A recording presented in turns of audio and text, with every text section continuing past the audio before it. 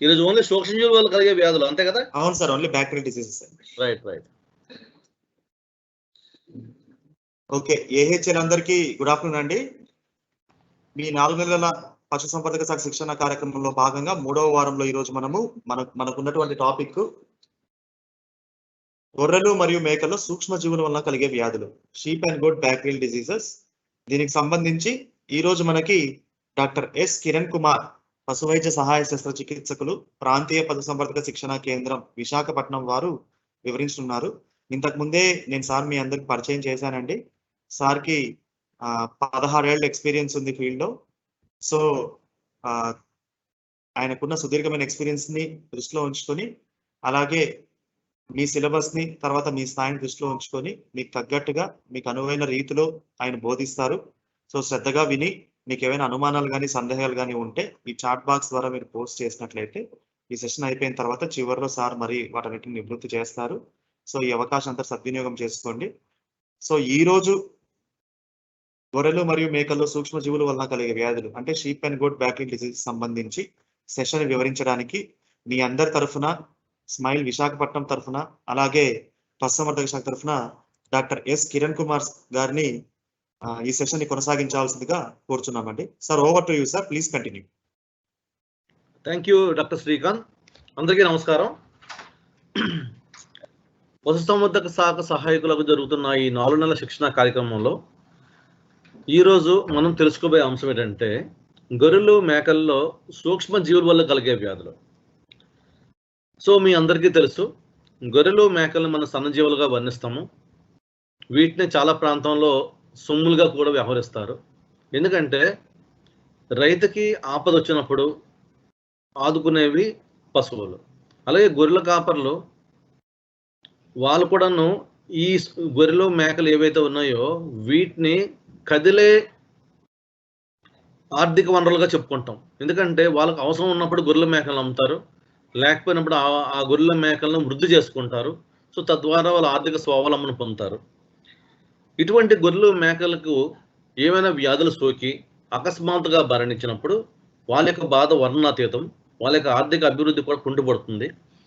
కాబట్టి గ్రామాల్లో మిసులుతున్న మనము అనగా ఈ పశుసంవర్ధక సహాయకులు మనం వారితో మమేకమై ఈ గొర్రెలు మేకల్లో ఎటువంటి వ్యాధులు వస్తుంటాయి, వాటిని ఏ విధంగా మనం నివారణ చర్యలు చేపట్టాలి, ఏ విధంగా వాటికి చికిత్స అందజేయాలి, ఇటువంటి అంశాలను గురించి ఈరోజు మనం తెలుసుకుందాము. ముందుగా ఈ కార్యక్రమానికి నన్ను ఆహ్వానించినటువంటి డాక్టర్ శ్రీకాంత్కి ధన్యవాదాలు తెలుపుకుంటూ, నా పేరు doctor Kiran Kumar, veterinary assistant surgeon, RESTC విశాఖపట్నంలో సేవలు అందిస్తున్నాను. ఈరోజు ఆర్బీకేలో పనిచేస్తున్న AHL అందరికీ స్వాగతం పలుకుతూ మన సెషన్ ఇప్పుడు మొదలు పెట్టుకుందాం. ఈ గొర్రెలు మేకల్లో ఈరోజు మనం నేర్పించబోయే అంశం, మనం తెలుసుకోబోయే అంశం ఏంటంటే సూక్ష్మజీవుల వల్ల కలిగే వ్యాధులు. సాధారణంగా ఈ సన్నజీవుల్లో సూక్ష్మజీవుల వల్ల మరియు సూక్ష్మాతి సూక్ష్మజీవుల వల్ల మరియు పరాన్నజీవుల వల్ల అంటే బాహ్య పరాన్నజీవుల వల్ల మరియు అంతర పరాన్నజీవుల వల్ల రకరకాలైన వ్యాధులు కలుగుతాయి. ఈ వ్యాధుల వలన అపారమైన నష్టం కలిగి గొర్రెల పెంపకందారులకు తీవ్రమైన ఆర్థిక నష్టం కలుగుతుంది. కాబట్టి వీటి గురించి తెలుసుకోవాల్సిన అవసరం మనకి ఎంతైతే ఉంది. అయితే ఈరోజు మనకి ఈ సెషన్లో అంటే ఈ యొక్క మనకి ఇచ్చినటువంటి ఈ టైం లైన్లో మనం ఈరోజు సూక్ష్మజీవుల వల్ల కలిగే వ్యాధులు అంటే బ్యాక్టీరియల్ వల్ల సన్నజీవాలు ఎటువంటి వ్యాధులు కలుగుతాయి, ఆ వ్యాధుల యొక్క లక్షణాలు ఏంటి,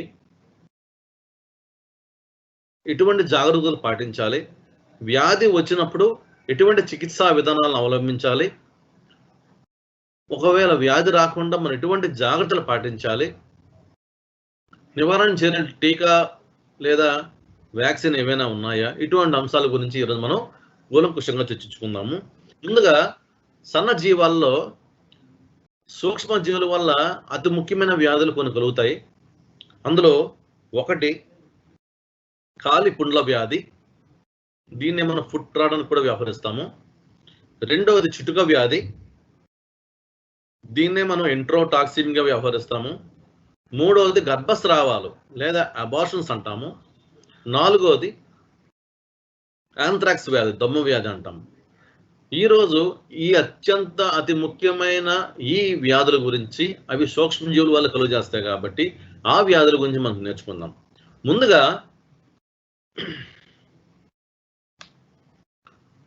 జీవాలలో ఫుట్ రాట్ వ్యాధి గురించి తెలుసుకుందాం. ఈ ఫుట్ రాట్ వ్యాధిని మనం కాలిపుండ్ల వ్యాధి అంటాం. ఫుట్ రాట్ అంటే, రాట్ అంటే ఏదైనా ప్రాంతంలో తెగులు సంభవించినప్పుడు దాన్ని మనం రాట్ అంటాం. సో ఫుట్ రాట్ అంటే కాలికి వచ్చే తెగులను మనం ఫుట్ రాట్ లేదా కాలిపుండ్ల వ్యాధి అంటాం. దీనికే గిట్టల పుండ్లని, బురద పుండ్లను కూడా వ్యవహరిస్తారు. సో సాధారణంగా మనం గ్రామాల్లో చూసినట్లయితే గొర్రెలను, మేకలని సాలలో, ఇళ్ళ బయట సాలలో మనం పెంచుతాము. ఒక్కోసారి పొలంలోని చుట్టూ కంచె వేసిలో దాన్ని పెంచుతుంటాము. ఒక్కోసారి కొబ్బరి తోటల్లో కానీ లేదా తోటల్లో కానీ వాళ్ళు మకాంలు ఏర్పరచుకొని ఆ మకాంలో గొర్రెల, మేకలని పెంచడం వంటి విధానాలు అవలంబిస్తుంటారు. ఎందుకంటే ఎక్కువగా మన భారతదేశంలో ఈ గొర్రెలు, మేకలనేవి ఎక్కువగా ఓపెన్ గ్రేజింగ్ సిస్టంలోనే ఉంటాయి. అంటే బయటే గొర్రెల, మేకలని విస్తృత పద్ధతిలో మేపుతుంటారు. సో అవి వెళ్తున్నప్పుడు అవి ఏ ప్రాంతాల్లో ఉంటాయో ఎవరికి ఒక నిర్దిష్టమైన ప్రాంతం అంటూ ఉండదు. అంటే ఏ ప్రాంతంలో ఉంటుంది ఎవరికి చెప్పలేము అన్నమాట. అంటే ఈ రోజు ఒక ప్రాంతంలో ఉంటే ఆ గొర్రెల పెంపకందారులు మేతను ఎత్తుకుంటూ గొర్రెలు వేరే ప్రాంతాన్ని తరలిస్తారు. అక్కడ ఒక మంచి ఆవాస్యం చూసుకొని అక్కడ గొర్రెల, మేకలకు మకాం ఏర్పరుస్తారు. మకాం అంటే ఆ పైన టార్పులిన్స్ కానీ అటువంటివి ఏమి ఉండవండి, మీకు తెలుసు. చుట్టూ కంచె ఏర్పరచుకుంటారు. అంటే బయట ఏమైనా క్రూర మృగాల నుంచి కానీ కుక్కల నుంచి రక్షణ కల్పించుకోవడం కోసం చుట్టూ ఒక కంచె లాంటిది ఏర్పరచుకొని ఆ ప్రాంతంలోనే గొర్రెల, మేకల్ని మకాంగా ఏర్పరుస్తారు. సో ఈ సమయంలో అవి వర్షాలకు తడవచ్చు, ఎండకు ఎండవచ్చు, బురద ప్రాంతంలో ఉండొచ్చు. ఇలా రకరకాల పరిస్థితులకు అవి గురవుతూ ఉంటాయి. అటువంటప్పుడు వర్షాకాలంలో తీసుకుంటే ఈ గొర్రెలు, మేకలు ఎక్కువగా ఏంటంటే ఈ చిత్తడి నేలలో తిరుగుతూ ఉంటాయి. సో ఇటువంటి ప్రాంతంలో ఉన్నప్పుడు ఇంకా అవకాశం ఉండదు. సో ఎప్పుడైనా అవి తిరిగి వాళ్ళ సొంత స్వస్థలాలకు వచ్చినప్పుడు కూడాను అక్కడ వాళ్ళు ఇళ్లలో ప్రత్యేకమైన ఆవాస సదుపాయాలు ఏమి ఉండదు. అవి కూడా బాహ్యంగానే వాళ్ళ నివాస బాహ్య స్థలంలోనే వాళ్ళ గొర్రెలు, మేకలు ఉంచుతారు. అక్కడే గొర్రెలు, మేకలు పెంచే అవకాశం ఉంటుంది. సో అటువంటి ప్రాంతంలో ఈ బురద నేలలో పెరిగే అవకాశాలు చాలా చాలా ఎక్కువగా ఉంటాయి.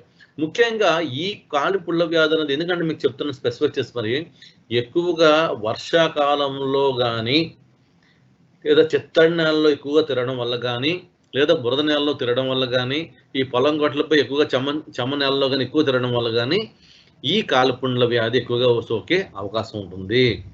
అలాగే సాధారణంగా వరి కోత అయిపోయిన తర్వాత ఆ ప్రాంతంలో గొర్రెలు వదిలేస్తుంటారు. సో అక్కడ కూడా వర్షం పడి ఆ బురద నేలలో చేరినప్పుడు కూడాను ఈ కాలిపుండ్ల వ్యాధి ఎక్కువగా సోకే అవకాశం ఉంటుంది. ముఖ్యంగా ఈ కాలిపుండ్ల వ్యాధి అనేది ఫ్యూజోబాక్టీరియం నెక్రోఫోరం అనే బ్యాక్టీరియా వల్ల గొర్రెలకు సోకుతుంది. సాధారణంగా ప్రతి గొర్రె చిన్న కానీ పెద్ద కానీ అది చూడుతో కానీ పిల్లలతో కానీ ఎటువంటి గొర్రె అయినా సరే ఆ బురద నేలలో నడాల్సిందే, ఆ వేరే ప్రాంతాలను చేరాల్సిందే. కాబట్టి ఇటువంటి ప్రాంతంలో ఈ గొర్రెలను సంచరించడం వల్ల, అంటే ఈ గిట్టలకి ఏదైతే చెమ్మ చేరుతుందో, ఇటువంటి పొడి వాతావరణం లేకుండా తడి వాతావరణంతోనే ఉంటుందో అటువంటి వాటిలో ఎక్కువగా ఈ గొర్రెలు, మేకలను అడ్డం వల్ల ఆ గొర్రెల, మేకల యొక్క గిట్టలకు కింది భాగంలో ఉన్న పొర ఏదైతే ఉందో గట్టి పొర మెత్తబడి ఆ ప్రాంతాల్లోకి ఏవైనా సరే బాహ్యంగా ఏమైనా దెబ్బలు తగిలినా లేదా బాగా మెత్తబడిపోయినా సరే ఆ ప్రాంతంలో చెమ్మ చేరి అటువంటి ప్రాంతంలో ఈ బ్యాక్టీరియా అనేది దాడి చేసి అక్కడ గొర్రెలు, మేకల యొక్క కాళ్లకు ఈ వ్యాధి సోకే అవకాశం ఉంటుంది. సో ఎక్కువగా బురద నేలలో మేపడం వల్ల కానీ లేదా చెమ్మ నేలలో మేపడం వల్ల కానీ అలాగే అసలు పొడి వాతావరణం లేకుండా తడి వాతావరణం కంటిన్యూస్గా ఉండడం వల్ల కానీ ఈ కాలిపుండ్ల వ్యాధి సోకే అవకాశం ఉంటుంది. ముఖ్యంగా ఇది అన్ని వయసుల జీవాలకు ఈ వ్యాధి సోకే అవకాశం ఉంటుంది. సో మీరు చూసినట్లయితే వ్యాధి లక్షణాలను గమనించినట్లయితే మీకు చిత్రంలో కొద్దిగా చూపించాను. ఆ గిట్టలు చూడండి, మొదటి చిత్రం చూడండి, రెండో చిత్రం చూడండి. మొదటి చిత్రంలో మొదట ఏ విధంగా తయారవుతుందంటే, ఎప్పుడైతే ఈ చెమ్మ నేలలో గానీ, తడి నేలలో గానీ, లేదా నిలవ ఉన్న నీటిలో ప్రాంతంలో ఎక్కువసేపు మనం గొర్రెలను ఉంచినప్పుడు, ఇటువంటి ముందుగా ఆ ప్రాంతంలో ఉన్నటువంటి చర్మం ఏదైనా ఉందో చర్మము బాగా మెత్తబడుతుంది. ఎక్కడ చర్మం అది? గిట్టల మధ్య చర్మం మెత్తబడి వాస్తుంది. సో, మీకు మామూలుగా తెలుసు మనం కూడా ఎక్కువ సమయంగానే ఈ నీటిలో గానీ, లేదా పొలంలో గానీ, ఇప్పుడుగా మనం వ్యవసాయ పనులు చేసుకొచ్చినప్పటికీ, లేదా నీటిలో ఎక్కువసేపు పని చేసినప్పటికీ, మన యొక్క పాదాలు కూడా మీరు చూసినట్లయితే పాదాల పైన తెలుపుగా మారిపోతుంది. అంటే మెత్తబడిపోతుంది. పాదాల యొక్క గట్టితనం కూడా మెత్తబడిపోయి తెలుపుగా మారుతుంది. అదే ఎక్కువ శాతం పని చేస్తే ఏమవుతుందంటే, అక్కడ ఏమైనా బ్యాక్టీరియా ఇన్ఫెక్షన్ చేసినా మన పాదాలకు కూడా పుండొచ్చే అవకాశం ఉంటుంది. అదే ఎక్కువగా ఇవేంటంటే గొర్రెలు వర్షాకాలంలో ఎక్కువగా మేపులకెళ్తుంటాయి. ఆ బురద నేలలు ఎక్కువగా తిరుగుతుంటాయి కాబట్టి, ఆ గిట్టల మధ్య ఉన్నటువంటి చర్మం మెత్తబడి వాచి చిట్లిపోతుంది. అలాగే మీరు మొదటి చిత్రంలో గమనించినట్లయితే గిట్టకి, పైనకి చర్మానికి మధ్య ఉన్న ప్రాంతం ఏదైతే కలిపి ఉన్న ప్రాంతం ఉంటుందో, ఆ ప్రాంతం కూడా బాగా మెత్తబడుతుంది. మెత్తబడి ఒక్కోసారి చిట్లిపోతుంటది. వాస్తుంటది, చిట్లిపోతుంటది. అలాగే మీరు గిట్ట యొక్క కింది భాగం రెండో చిత్రంలో చూడండి. గిట్ట యొక్క కింది భాగంలో కూడా మీరు ఓపెన్ చేసి చూసినట్లయితే ఆ ప్రాంతం ఎక్కువగా నీటిలో తడిచి ఉంటది కాబట్టి, ఆ ప్రాంతంలో ఏదైనా రాళ్ళు గుచ్చుకున్నా మెత్తబడిపోవడం వల్ల రాళ్ళు గుచ్చుకున్నా, లేదా ఈగ వాలినా, లేకపోతే లేదా ఏమైనా మేకులు గానీ, లేకపోతే ఏదైనా ముళ్ళు గానీ ఏమైనా గుచ్చుకున్నప్పుడు, ఆ మెత్తబడిన ప్రాంతం మొత్తం గాయంగా మారిపోతుంది. సో, గాయంగా మారినప్పుడు ఏం చేస్తుందంటే, ఆ ప్రాంతంలోకి ఈ బ్యాక్టీరియా అనేది చొచ్చుకొని పోయి, అక్కడ కొన్ని రకాల స్రావాలను లేదా టాక్సిన్స్ రిలీజ్ చేయడము, ఆ ప్రాంతాన్ని మొత్తం కొరుక్కుని తినేయడం అన్నీ చేయడం వల్ల, ఆ ప్రాంతం అంతా మీకు పుళ్ళుగా మారిపోతుంది. చూడండి మొదటి వ్యాధి లక్షణాల్లో మొదటి చిత్రానికి, రెండో చిత్రం కూడా మనకు వ్యత్యాసం ఉంది. సో, ఎప్పుడైతే ఇలాగ ఎక్కువగా ఇన్ఫెక్షన్ స్టార్ట్ అవుతుందో, ఒక్కోసారి ఆ బ్యాక్టీరియా అనేది బాగా ఆ ప్రాంతాన్ని నాశనం చేస్తుంది. దానికి తోడు ఈగలు వాలుతాయి. ఈగలు వాలి అక్కడ గుడ్లు పెట్టడం. సో, అక్కడ నుంచి ఏంటంటే రెండో దశ కూడా స్టార్ట్ అవుతుంది. బ్యాక్టీరియా ఏకంగా ప్రాథమికంగా బ్యాక్టీరియా దానికి కారణమైనప్పటికీ, సెకండరీ ఈగలు వాలడం, అక్కడ ప్రాంతం శుభ్రంగా క్లీన్ చేయడం వల్ల ఏముందంటే ఈగలు వాలడం, అక్కడ గుడ్లు పెట్టడం, ఆ గుడ్ల నుంచి మళ్ళీ ప్యూపాలు రావడం, ఆ ప్యూపాలు మొత్తం ఆ ప్రాంతాన్ని మొత్తం కొరుక్కుని తినడం. సో, కాంప్లికేషన్ అనేది చాలా దారుణంగా తయారవుతుంటది. మీరు మూడో చిత్రంలో చూసినట్లయితే గిట్ట నెమ్మదిగా చర్మం నుంచి వేరుపడుతుంది. ఇందాకల మీకు గిట్టకి, చర్మానికి మధ్య గ్యాప్‌లో ఏదైతే ఉందో, ఆ ప్రాంతంలో మీకు మెత్తబడి చిన్న పుండుగా మారింది. ఆ పుండు క్రమేణా అభివృద్ధి చెంది మనం ఎప్పుడైతే వాటి మీద సరిగ్గా దృష్టి పెట్టలేకపోయామో, సో, గొర్రెల కాపరుదారులు గొర్రెలు మేపుకుంటూ పోతుంటారు గానీ, ఒక్కోసారి వాటి కాళ్ళని గమనించే పరిస్థితి ఉండదు కొన్ని సందర్భాల్లో. అటువంటి సందర్భాల్లో ఏమవుద్దంటే, ఆ చర్మం నుంచి గిట్ట అనేది వేరు చేయబడుతుంది. చూసారు కదా మీరక్కడ? అలాగే 4 చిత్రంలో చూసినప్పటికీ గిట్ట పూర్తిగా చర్మం నుంచి వేరైపోతుంది. ఊడిపోతుంది. లోపల ఏదైతే ఎర్రటి ఉపరితలం ఏదైతే ఉందో అది బహిర్గతం అవుతుంది. మీరు చూడండి చిత్రంలోని గిట్ట కింది భాగంలో ఏదైతే గట్టి ప్రాంతం ఉంటుందో ఆ ప్రాంతం మొత్తం ఊడిపోయింది. ఊడిపోయి లోపల మనకి ఎర్రటి ఉపరితలం కనిపిస్తుంది. ఇలా కనిపించినప్పుడు ఈ ప్రాంతంలో ఏ మేకు గాని గుచ్చుకున్నా, లేకపోతే ఏ రాయి గుచ్చుకున్నా, లేకపోతే ఏం జరిగినా సరే అక్కడ నుంచి విపరీతమైనటువంటి రక్తస్రావం కలుగుతుంది. గొర్రెకి తీరని నష్టం ఏర్పడుతుంది. సో, మొదటి చిత్రంలో మనకి మళ్ళా చెప్తున్నాను మీకు. మొదటి చిత్రంలో గిట్టకి, చర్మానికి మధ్య భాగాన స్వల్పంగా చిన్న గాయం అనేది మొదలైంది. ఈ మొదలైన గాయం క్రమక్రమంగా పెరుగుతూ గిట్ట ఊడిపోయే స్థితికి చేరుతుంది. మనం మూడో బొమ్మలో చూపించిన విధముగా.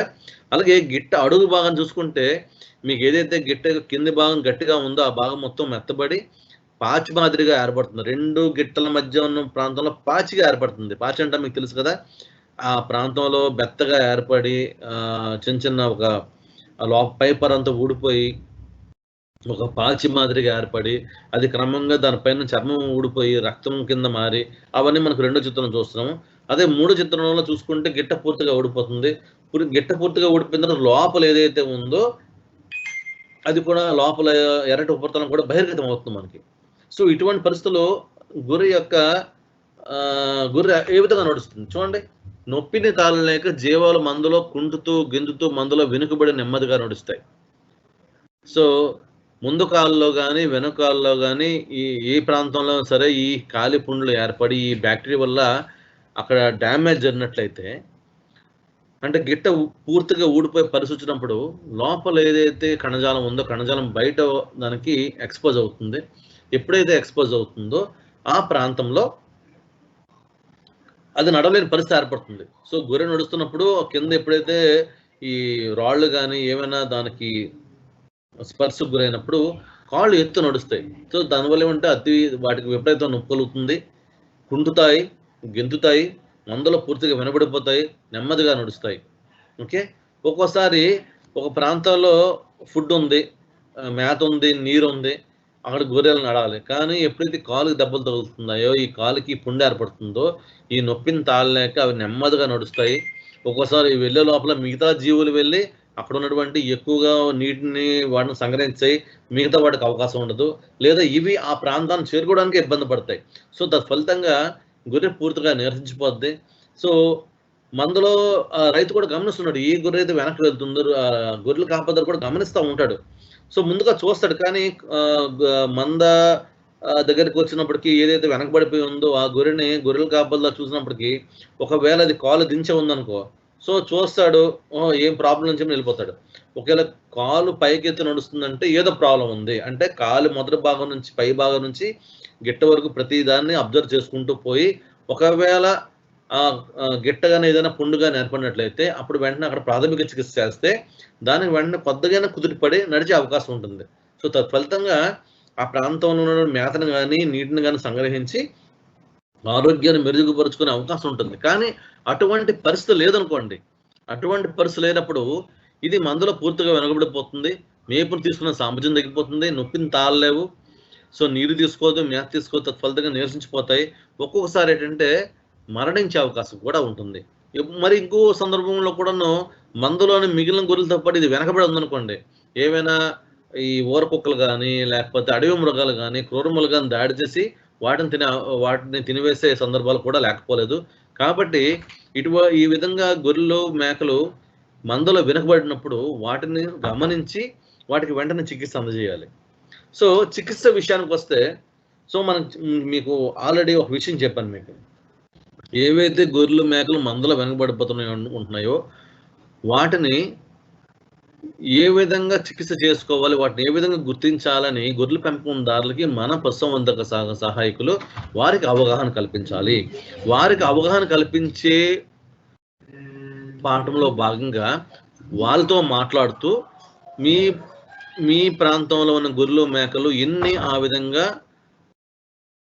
ఎఫెక్ట్ అయ్యి ఉన్నాయి, ఈ మందులు జరుగుతున్నప్పుడు ఎందుకు వెనకబడిపోతున్నాయి, వాటికి కంపల్సరీగా వాటి యొక్క కాళ్ళను పరీక్షిస్తున్నారా లేదా, వాటి గిట్టలను పరీక్షిస్తున్నారా లేదా, వాటి అంశాలని గమనించి వాళ్ళకి అవగాహన కల్పించాలి. సో అవగాహన కల్పించినప్పుడు తప్పనిసరిగా గొర్రెల పెంపకందారులు ఏం చేస్తారంటే, ఇతను చెప్పారంటే ఈ ప్రాబ్లమ్ సాల్వ్ అయ్యే అంశాలు అయితే మనకు పక్కాగా ఉన్నాయని ఆలోచించుకొని తప్పనిసరిగా వారి యొక్క గొర్రెలు మేకలు ఏదైతే మందలో వెనుకబడిపోతున్నాయో, లేదా కాలు ఎత్తుకొని నడుస్తున్నాయో, నెమ్మదిగా నడుస్తున్నాయో, నొప్పితో ఉన్నాయో, కుంటుతో ఉన్నటువంటి గొర్రెలను వారు కూడా గమనించి వాటి యొక్క గిట్టలను చూసి గిట్టల మధ్యలో ఏమైనా ఇబ్బందికర పరిస్థితులు ఉంటే తత్ఫలితంగా నివారణ చర్యలు చేపట్టడానికి ఒక అవకాశం కల్పించిన వారు మనం అవుతాం. కాబట్టి వారికి ఆ గొర్రెల పెంపకందారుకి మనం ఆ విధంగా మనం అవగాహన కల్పించే కార్యక్రమం మనం చేపట్టాలి. సో ఇందులో భాగంగా ఏంటంటే చికిత్స విషయానికి వస్తే, గాయాలను గిట్టలను ఏం చేయాలంటే మనం 1:1000 నిష్పత్తిలో పొటాషియం పర్మాంగనేట్ ద్రావకంతో శుభ్రంగా కడిగి బోరిక్ యాసిడ్ మరియు వేప నూనె పూత మందు రాయాలి.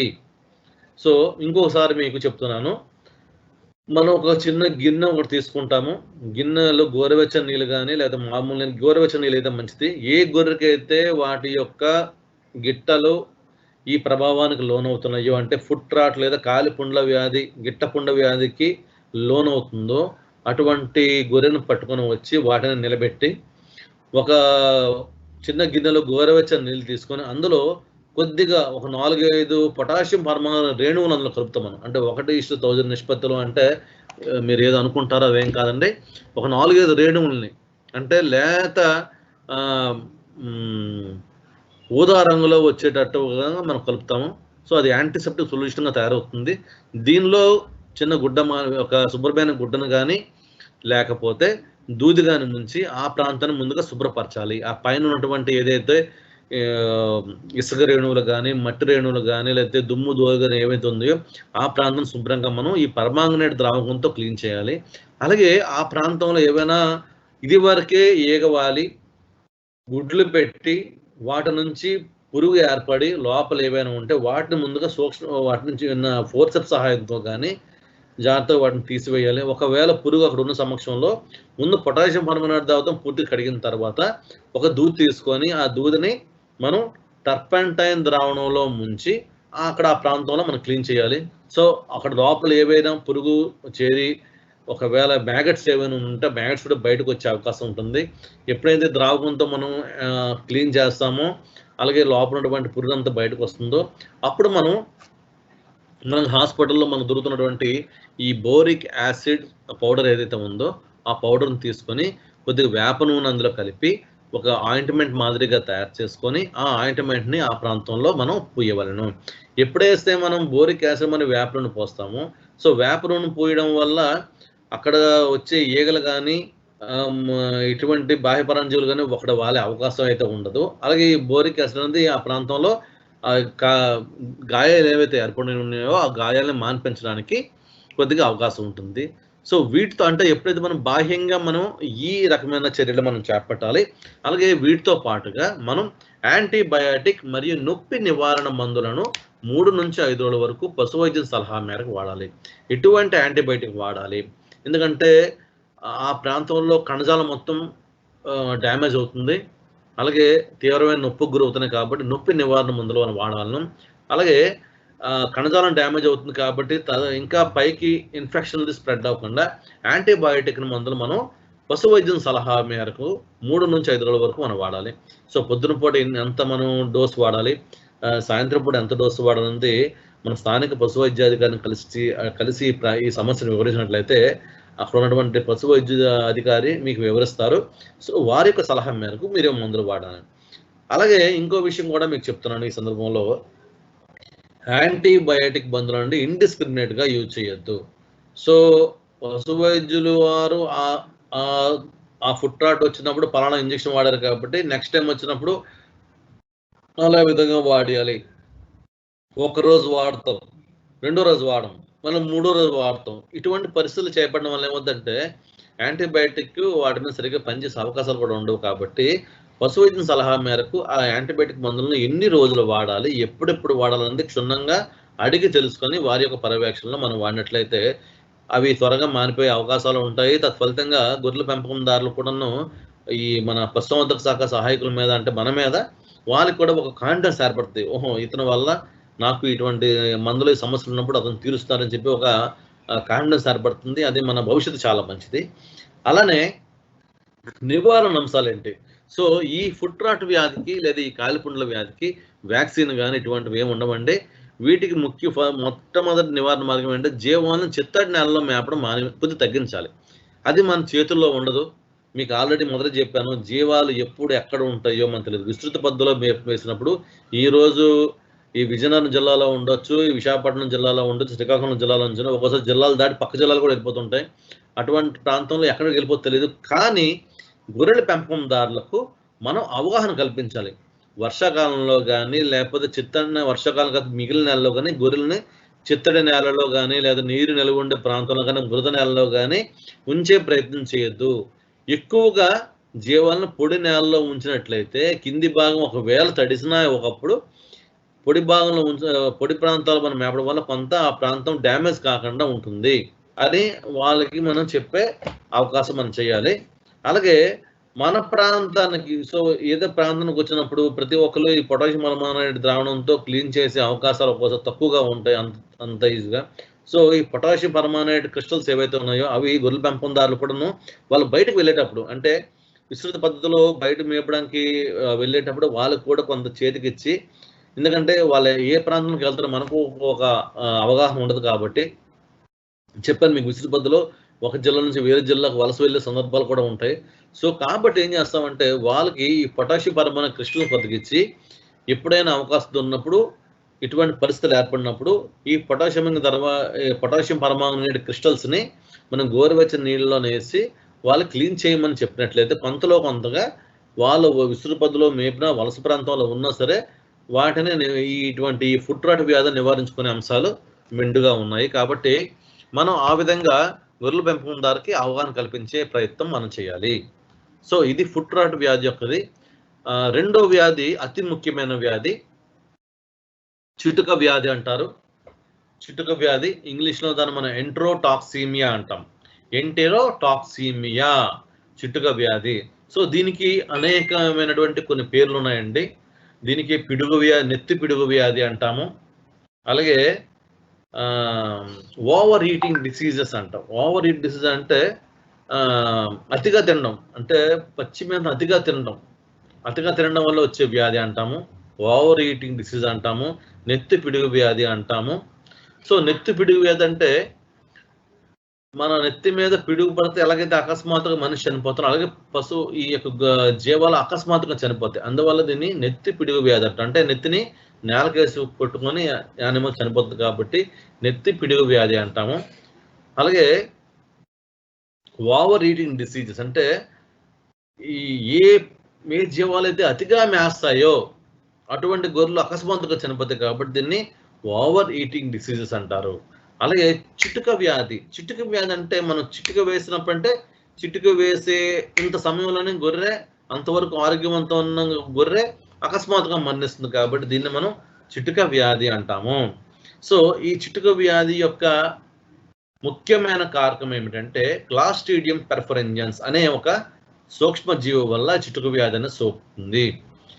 సో చాలా మంది గొర్రెల పెంపకందారులకు అలాగే క్షేత్రస్థాయిలో పనిచేసే సిబ్బంది అందరికీ చిటుకు వ్యాధి గురించి చాలా అవగాహన ఉంటుంది. అది ప్రత్యేకంగా చెప్పేదేం లేదు. కాకపోతే చిటుకు వ్యాధి ఏ సమయంలో వస్తుంది, సో చిటుకు వ్యాధిని కాపాడడం మనం ఏం చేయాలి, ఇటువంటి అంశాలను మనం తెలుసుకున్నట్లయితే ఎంతో మంది యొక్క జీవాలను మనం కాపాడగలిగిన వారం అవుతున్నాం. ముఖ్యంగా ఇది క్లాస్ట్రీడియం పెర్ఫరెన్స్ అనే వ్యాధి వల్ల అనే ఒక వ్యాధి కారణమైనటువంటి సూక్ష్మజీవి వల్ల మనకు వస్తుంది. ముఖ్యంగా తొలకరి వర్షాల వలన పెరిగిన పచ్చికను అతిగా మేపడం వల్ల లేదా తినడం వల్ల ఈ వ్యాధి అధికంగా సోకుతుంది. సో ముఖ్యంగా ఈ చిటుకు వ్యాధి ఏదైతే ఉందో ఇది అన్ని రకాల వయసులో ఉన్నటువంటి సన్నజీవాలకు సోకుతుంది. ముఖ్యంగా 4 నెలల పైబడి నుంచి సంవత్సరం పైబడి ఉన్నటువంటి సన్నజీవాలకు ఈ చిటుకు వ్యాధి అనేది ఎక్కువగా సోకుతుంది.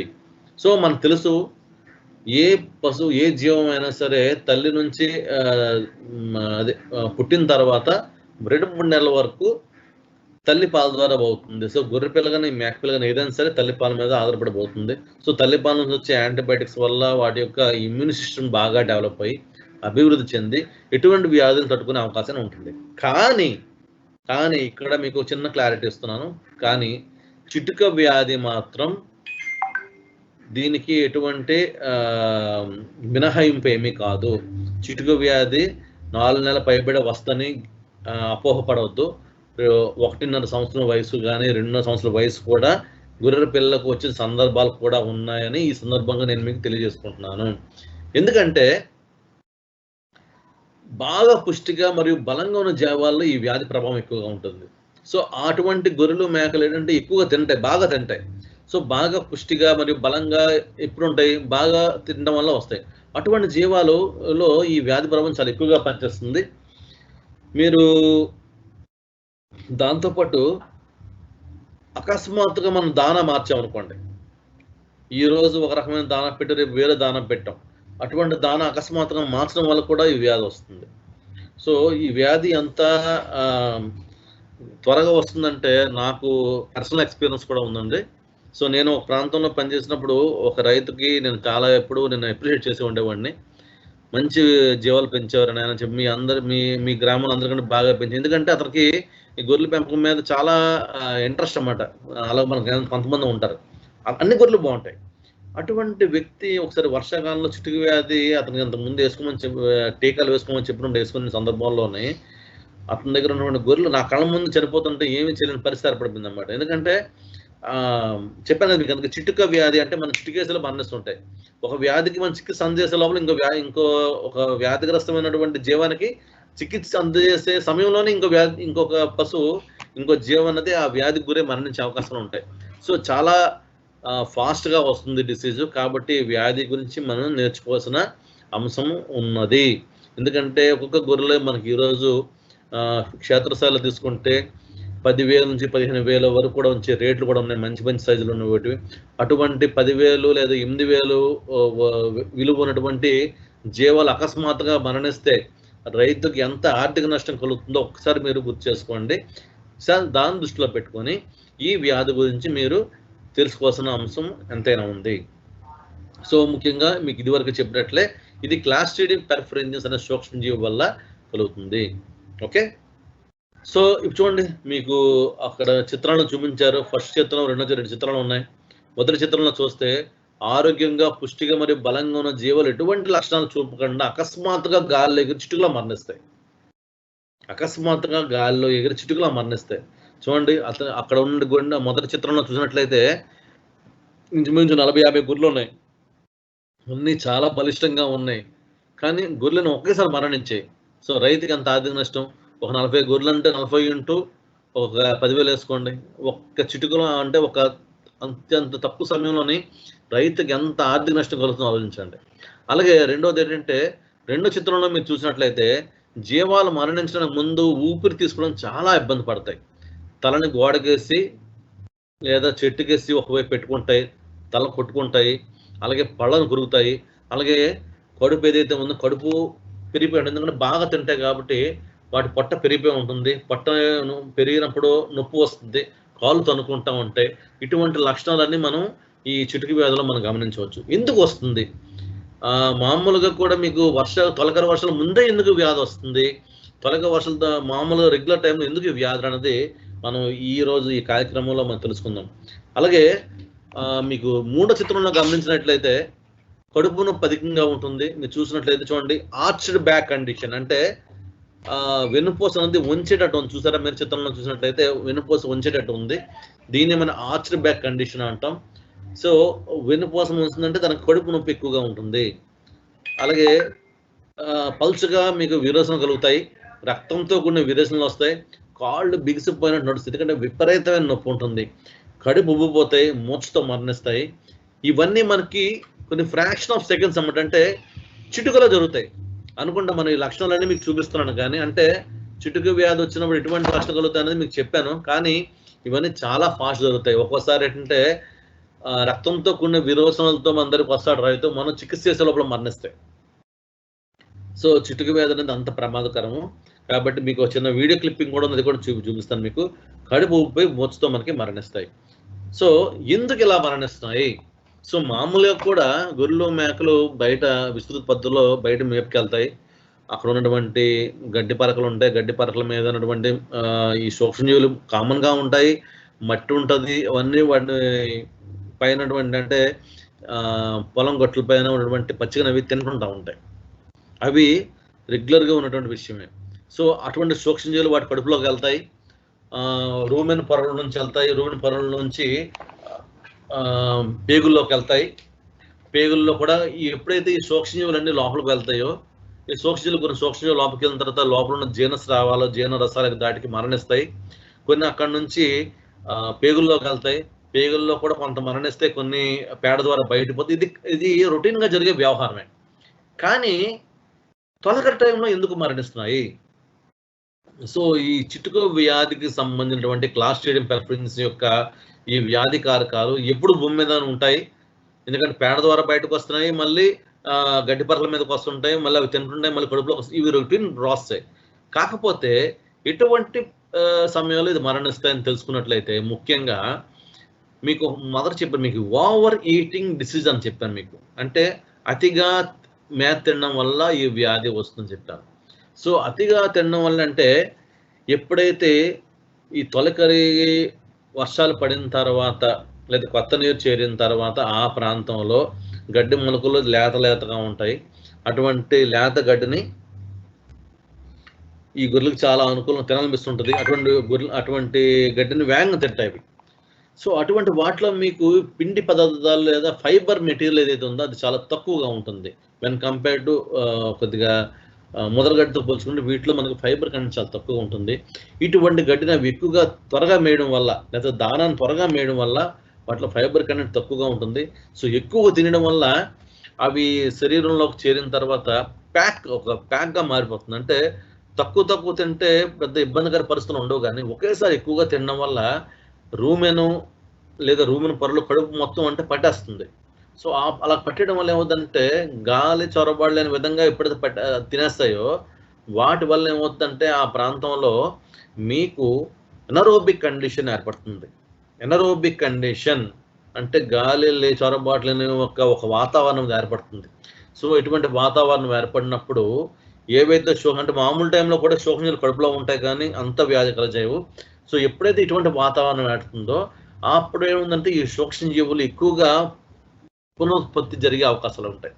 సో ఎప్పుడైతే వాటి సంఖ్యను పెంచుకుంటాయో వాటితో పాటుగా అది ఒక ప్రత్యేక విష పదార్థాన్ని అవి రిలీజ్ చేస్తాయి. దాన్ని మనం ఎప్సిలాన్ అంటాం.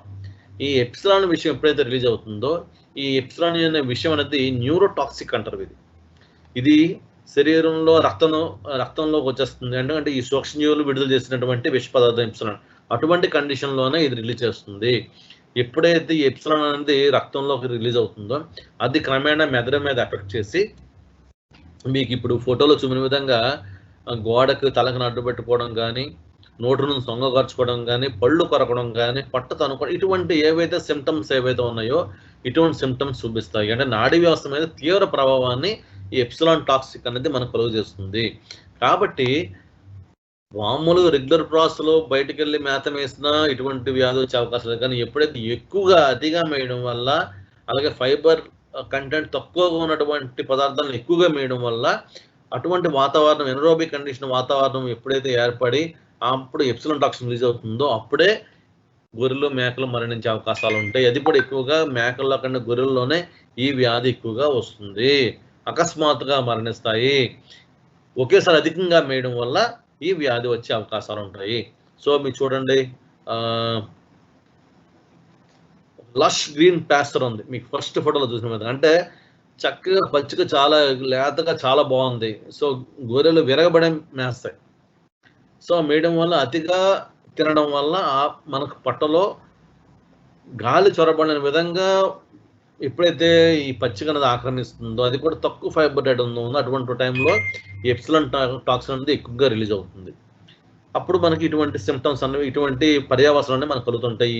మీకు చిత్రంలో చూపించిన విధంగా పర్యావసనాలు మనకి కనిపించే అవకాశాలు ఉంటాయి. అయితే చూడండి, ఆర్చ్డ్ బ్యాక్ కండిషన్, పడిపోవడం, ఇవన్నీ మీకు ఆల్రెడీ చూపించాను మీకు. సో దీనికి చికిత్స ఏంటి?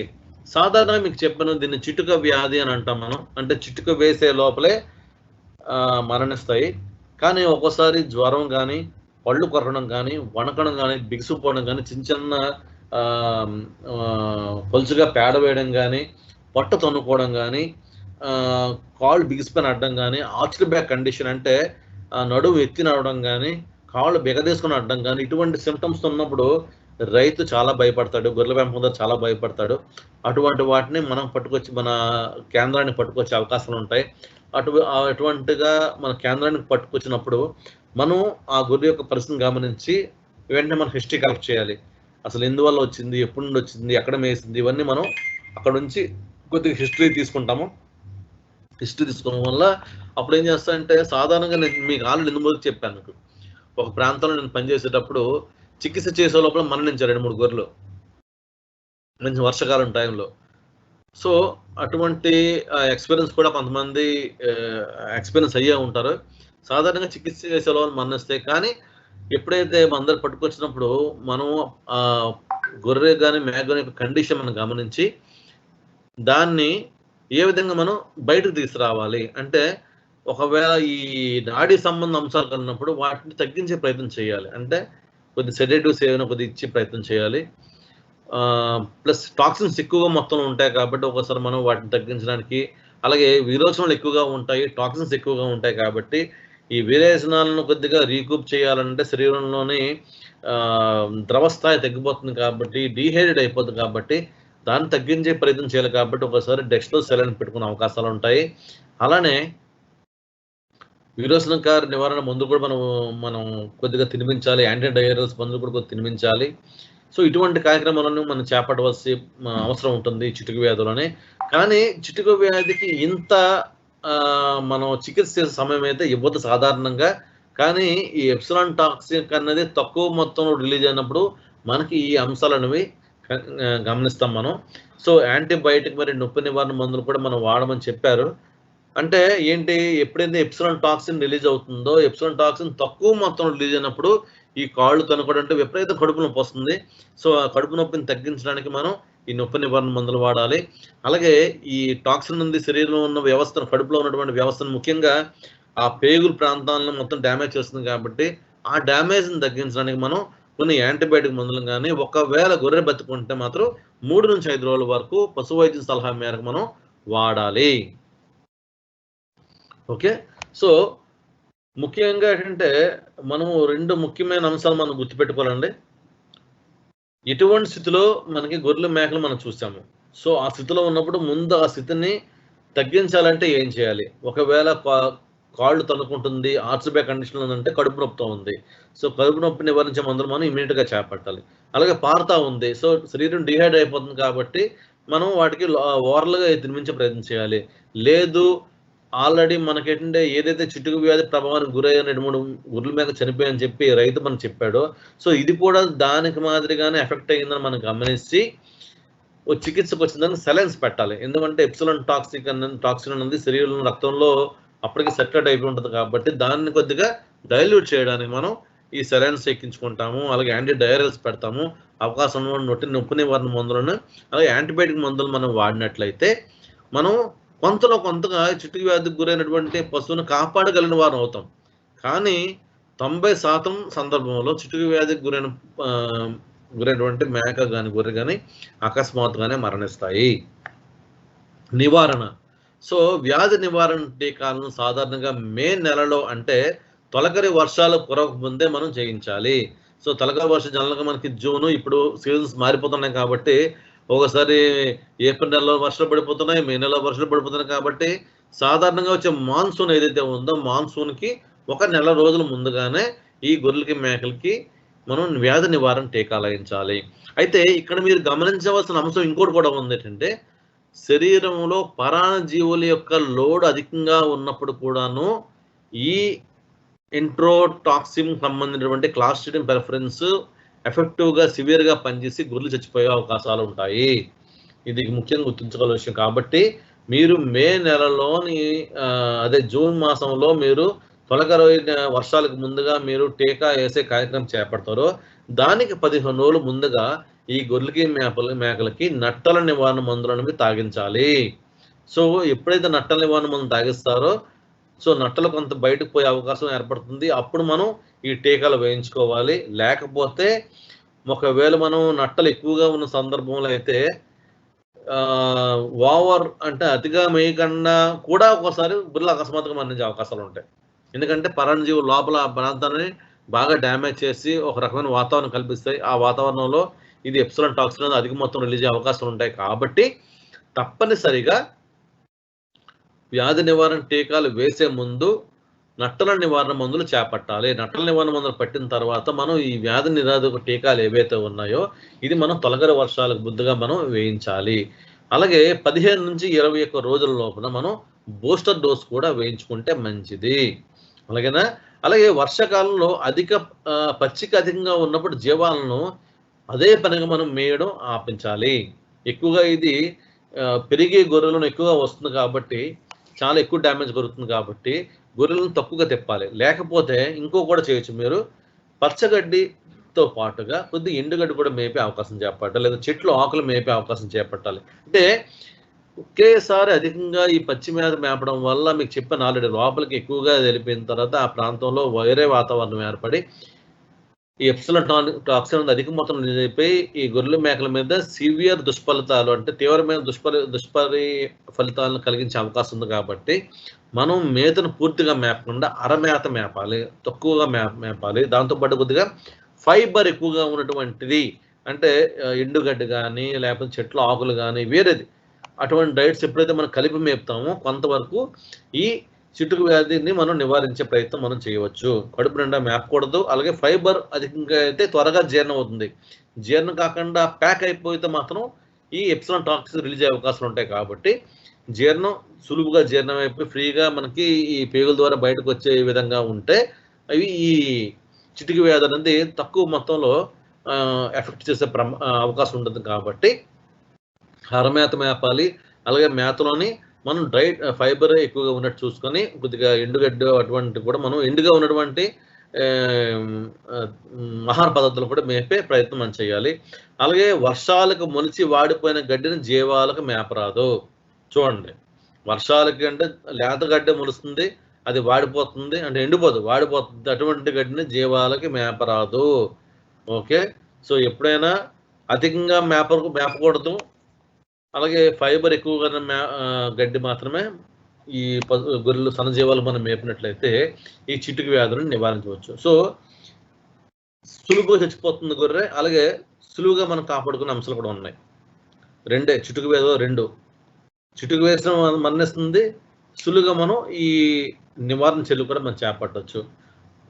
రైతులకు ఎటువంటి అవగాహన విధానం కల్పించాలంటే వాళ్ళు బయటకు మేపుకెళ్ళినప్పుడు, అన్న మీరు బయటకు తీసుకెళ్ళేటప్పుడు తప్పనిసరిగా ఈ అధికంగా ఒకేసారి గొర్రెలు అక్కడ మేపద్దు.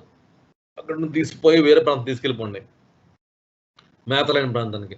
మళ్ళీ కొంతసేపు అయితే మేపండి. ఈ విధంగా మనం ఎప్పుడైతే వాళ్ళకి సలహాలు సూచనలు మనం అందజేస్తామో అధికంగా పచ్చిక అనేది కడుపులోకి వెళ్ళి ప్యాక్ అయిపోకుండా గొర్రెలు మనం కాపాడగలిగిన వారం అవుతాము. అదేవిధంగా ఈ ఫైబర్ డైట్ కొద్దిగా మార్చి పెట్టడం వల్ల కూడాను లోపల ఈ మొత్తం ఆహార పదార్థాలు స్టక్ అయిపోకుండా ఉంటుంది. సో కొంతవరకు మనం ఎప్సిలాన్ యొక్క రిలీజ్ ఏదైతే ఉందో మనం దాన్ని నివారించే ప్రయత్నం మనం చేయొచ్చు తప్పనిసరిగా. కానీ దానికన్నా ముందుగానే వాళ్ళకి ఏ విధంగా అవగాహన కల్పించాలంటే తొలకరి వర్షాలకు ముందుగానే నట్టల నివారణ మందుల కార్యక్రమం చేపట్టి దాని తర్వాత మనం వ్యాధి నిరోధక టీకాలు ఏవైతే ఉన్నాయో ఈటీ వ్యాక్సిన్ వేసుకోవాలి.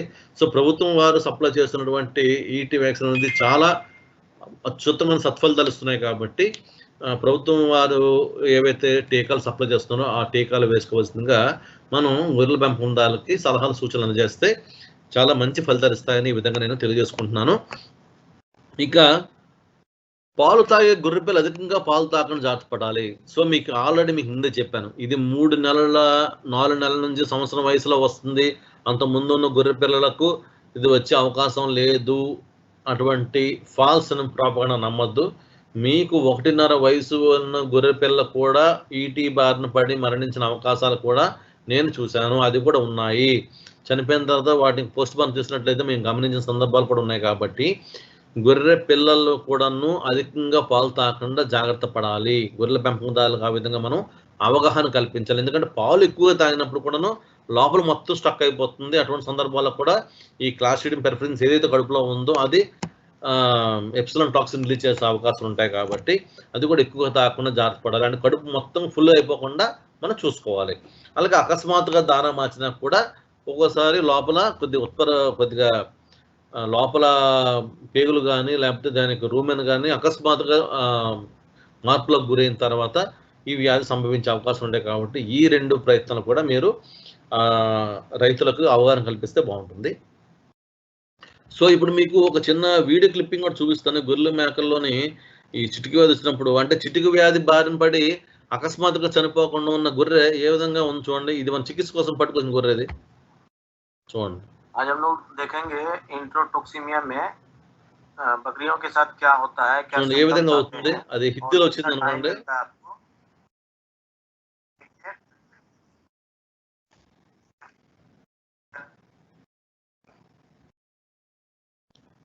సో ఇది ఒక్క నిమిషం అండి, నేను మళ్ళీ షేర్ చేస్తాను.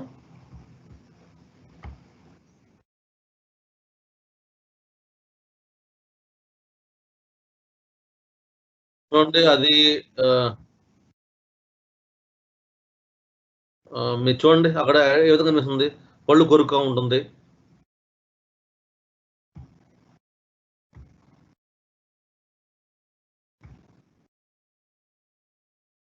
పళ్ళు కొరుకుతూ ఉంది, మొత్తం బిగుసుకుపోయి ఉంది. చూడండి ఏ విధంగా కొరుకుతుంది. తలను నేలకు ఆంచుకొని ఉంది, నేల వైపు చూస్తుంది. సో ఇది సివియర్ లక్షణాలు. ఇది చూడండి, ఇంకా అది చాలా విపత్కరమైన పరిస్థితులు ఉన్నామంటే ఇప్పుడు ఏంటంటే ఇటువంటి సందర్భాల్లో ఇమీడియట్గా దానికి సెలైన్స్ కానీ కొద్దిగా చేసినట్లయితే ఏదైతే ఈ టాక్సిన్ ఏదైతే ఉందో విష పదార్థం అది కొంతగా డైల్యూట్ అయ్యే అవకాశాలు ఉంటాయి. మనం బతికించుకునే ప్రయత్నం మనం చేయొచ్చు. ఒకసారి చికిత్స చేసేటప్పుడు మరణించే సందర్భాలు కూడా ఉన్నాయి. ఇది చిటు వ్యాధి యొక్క ప్రధానమైన లక్షణం. ఇది చూడండి ఎలా కొట్టుకుంటుందో.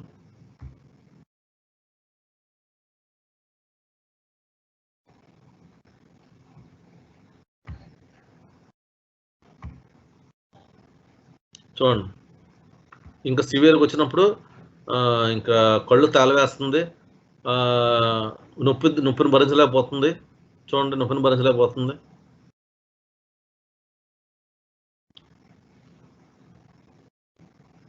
పడిపోతుంటే శక్తి ఉండదు. గొర్రెకు కూడాను గొర్రె గారి మేక కడుపు చూడండి పొంగిపోయి ఉంది. కడుపు అంటే ఎక్కువగా తినేసింది, పొంగిపోయి ఉంది. సో ఇటువంటివి మనకి వచ్చే అవకాశాలు ఉంటాయి. సో మూడో అతి ముఖ్యమైన భాగం ఏంటంటే ఈసుకుపోవడం, అబార్షన్స్, ఈసుకుపోవడం. సో మీకు ఏంటంటే ఇప్పుడు మీకు సూక్ష్మ జీవాల వల్ల కలిగే వ్యాధుల్లో మొదట మీకు ఈ కాలిపుండ్ల వ్యాధి గురించి మరియు ఈ చిటుక వ్యాధి గురించి మీకు చెప్పాను ఇప్పుడు. సో మూడో అతి ముఖ్యమైన వ్యాధి ఏంటంటే ఈసుకుపోవడం. వీటిని మనం అబార్షన్స్ అంటాం. సో సన్న జీవాల్లో ఎక్కువగా మనం ఈ అంశాన్ని మనం గమనిస్తుంటాం. అసలు అబార్షన్ అంటే గర్భావధి సమయం పూర్తిగా మించకుండా లోపల ఉన్నటువంటి పిండం బయటకు రావడాన్ని మనం అంటే శిశువు బయటకు రావడాన్నే మనం ఈసుకుపోవడం అంటాం. సో ఈసుకుపోవడం కూడా రకరకాలమైన బ్యాక్టీరియా వల్ల మనకు సూక్ష్మజీవులు కలుగుతుంది. ఒకసారి సూక్ష్మజీవుల వల్ల కలుగుతుంది, సూక్ష్మజీవుల వల్ల కలుగుతాయి అవకాశాలు ఉన్నాయి. ప్రోటోజోవా వల్ల కలిగే అవకాశాలు ఉంటాయి. బాహ్యమైనటువంటి బ్లోస్ అంటే ఫిజికల్గా ఏమైనా దెబ్బలు తాగడం వల్ల వచ్చే అవకాశాలు ఉంటుంది. సో రకరకాల కారణాల వల్ల మనకి ఈసుకుపోవడం సంభవిస్తుంటుంది.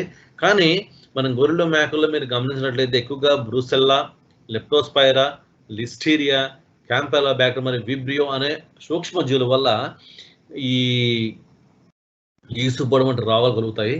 ముఖ్యంగా అంటే అపరిశుభ్రమైన ప్రదేశాల్లో ఈ గొర్రెలు మేకలు మేపడం వల్ల కానీ, ఇది వరకు వ్యాధిగ్రస్త పశువులు ఏవైతే ఉన్నాయంటే ఇదివరకు ఏమైనా అబార్షన్స్ చరిత్ర కలిగినటువంటి గొర్రెలు మేకలతో కలిసి తిరగడం వల్ల కానీ, ఆ ప్రాంతంలో మేపడం వల్ల కానీ, లేదా వ్యాధిగ్రస్త పశువుల యొక్క వాటితోని మన ఆరోగ్యకరమైనటువంటి గొర్రెలు ఏమైనా క్రాస్ అవడం వల్ల కానీ ఈ వ్యాధి ఎక్కువగా సోకే ప్రమాదం ఉంది. కాబట్టి వాటితో తిరిగినా సరే, వాటితో కలిసినా సరే, అలాగే వాటితో కలుషితమైనటువంటి మేపులు అంటే అబార్షన్ అంటే ఈ అబార్షన్స్ కానీ గర్భస్రావాల యొక్క ఏవైతే స్రావాలను వాటితో కలుషితమైనటువంటి మేతను తినడం వల్ల అటువంటి మేతను సంగ్రహించడం వల్ల కూడా మనకి ఈ ఈసుకుపోవడం లేదా అబార్షన్ అనే పరిస్థితి రావచ్చు. ఆల్రెడీ మీకు ఇదివరకే చెప్పి ఉన్నాను, మీకు నిర్దిష్టమైన చూడికాలం ముగియక ముందే మృత పిల్లలకు జన్మనివ్వడాన్ని మనం ఈసుకుపోవడం లేదా అబార్షన్స్ అంటాము. సో ముఖ్యంగా బ్రుసెల్లా మెలిటెన్సిస్ అనే వాటి వల్ల మేకలా వస్తుంది. బ్రుసెల్లా ఓవిస్ అనే వాటి వల్ల గొర్రెల్లో మనకి అబార్షన్స్ జరుగుతుంటాయి. వ్యాధిగ్రస్త పొట్టేలు లేదా మేకపోత ద్వారా కూడా ఈసుకుపోవడం అన్నది లక్షణం అనేది గొర్రెల్లో వచ్చే అవకాశాలు మనకి ఈ సన్నజీవులు వచ్చే అవకాశాలు మనకు కనిపిస్తుంటుంది. మనకు సాధారణ మనం గమనించినట్లయితే చూడండి, ఫొటోస్ చూడండి, ఫొటోస్లో మీకు పెట్టాను. చూడండి ఆ పిండం కూడా మనకు కనిపిస్తుంది. పిండంతో పాటుగా ఆ కాట్లెన్స్ కూడా మనకు కనిపిస్తున్నాయి. రెండింటిలో కూడా మీకు కనిపిస్తుంది. అంటే ఈసుకుపోయినప్పుడు గర్భస్రావాలు మరియు మాయ పొరలచే కలుషితమైనటువంటి పరిసరాలు మరియు మేత ద్వారా కూడా ఇది మందలో ప్రవేశిస్తుంది. అంటే ఏదో ప్రాంతంలోని ఏదో ఒక గొర్రెల యొక్క మందలోని ఒక గొర్రె ఏదో ఈసుకుపోయింది అనుకోండి, వెంటనే ఏం చేశాడంటే ఆ పెంపకందారుడు దాని పక్క తీసి దాని మీద గడ్డేసి వెళ్ళిపోతాడు అతడు. సో ఆ ప్రాంతం మొత్తం కలుషితం అయిపోయింది. సో ఆ ప్రాంతాన్ని మనం తప్పనిసరిగా మనం ఇన్ఫెక్షన్ రహితంగా మనం తయారు చేయాలి. అంటే సోడా బైకార్బ్ కానీ లేకపోతే సోడా కానీ ఇటువంటి అంశాలు చల్లడం, సున్నం చల్లడం వల్ల కొంతవరకు మనం వ్యాధి నిరోధక ప్రాంతంగా లేదా వ్యాధి రహితంగా మనం మార్చే ప్రయత్నం చేయొచ్చు. కానీ అటువంటి ప్రాంతంలో మనం ఇటువంటి చర్యలు చేపట్టకుండా అదే ప్రాంతంలో మనం వేరే పశువులను మనం మేపుతున్నాం అనుకోండి, గొర్రెల మేకలు మేపుతున్నా చేసే వల్ల ఏమవుతుందంటే అటువంటి సూక్ష్మజీవులతో సరైనటువంటి మేతను ఏదైతే ఈ గొర్రెల మేకలు తీసుకున్నాయో అటువంటిప్పుడు ఈ సూక్ష్మజీవులు వాటిలోకి ప్రవేశించే అవకాశాలు కూడా ఉన్నాయి. కాబట్టి అవి మిగిలిన గొర్రెలు కూడా వచ్చి అవి కూడా వ్యాధి బారిన గురై అబార్షన్స్ వచ్చే అవకాశాలు ఉంటాయి. అట్లనే ఈ బ్రూసెల్లా అని చెప్పి మీకు ఏదైతే చెప్పానో, ఈ బ్రూసెల్లా ఓవిస్ కానీ బ్రూసెల్లా మిలిటెన్స్ వల్ల కానీ వ్యాధి బారిన పడినటువంటి సన్నజీవాలు అబార్షన్స్ గురైనప్పుడు వాటి యొక్క స్రావాలు చేతికి ఎటువంటి రక్షణ కవచాలు కానీ, అంటే రక్షణ వ్యవస్థ అంటే గ్లౌస్ కానీ, లేదు పట్టుకున్న తర్వాత చేతి శుభ్రపరచుకోవడం వల్ల, అలాగే చేతి పైన ఏమైనా గాయాలున్నా అటువంటి సందర్భంలో ఈ స్రావాలు మన చేతికి కానీ మన యొక్క మ్యూకస్ పొరలు కానీ తగిలినట్లయితే మనుషుల్లో కూడా ఈ వ్యాధి సోకే ప్రమాదం ఉంది. కాబట్టి ఈ వ్యాధిని మనం జూనోటిక్ వ్యాధిగా మనం పరిగణిస్తాము. ఇది వరకు మీకు జరిగిన తరగతులు వాటిలో మీకు జంతు సాంక్రమిక వ్యాధులు కూడా చెప్పే ఉంటారు. అందులో ఈ బ్రూసెల్లోస్ అనేది చాలా ప్రమాదమైనది, మనుషుల్లో కూడా తీవ్రమైన ప్రభావం చూపిస్తుంది. కాబట్టి ఇటువంటి అబార్షన్స్ ఏమైనా మనం సన్నజీవాల్లో గమనించినప్పుడు మనం కూడా మన యొక్క ఆరోగ్యాన్ని దృష్టిలో పెట్టుకొని చర్యలు చేపడితే చాలా మంచిది. లేకపోతే అనవసరంగా వ్యాధి బారిన పడే వాళ్ళు అవుతాం.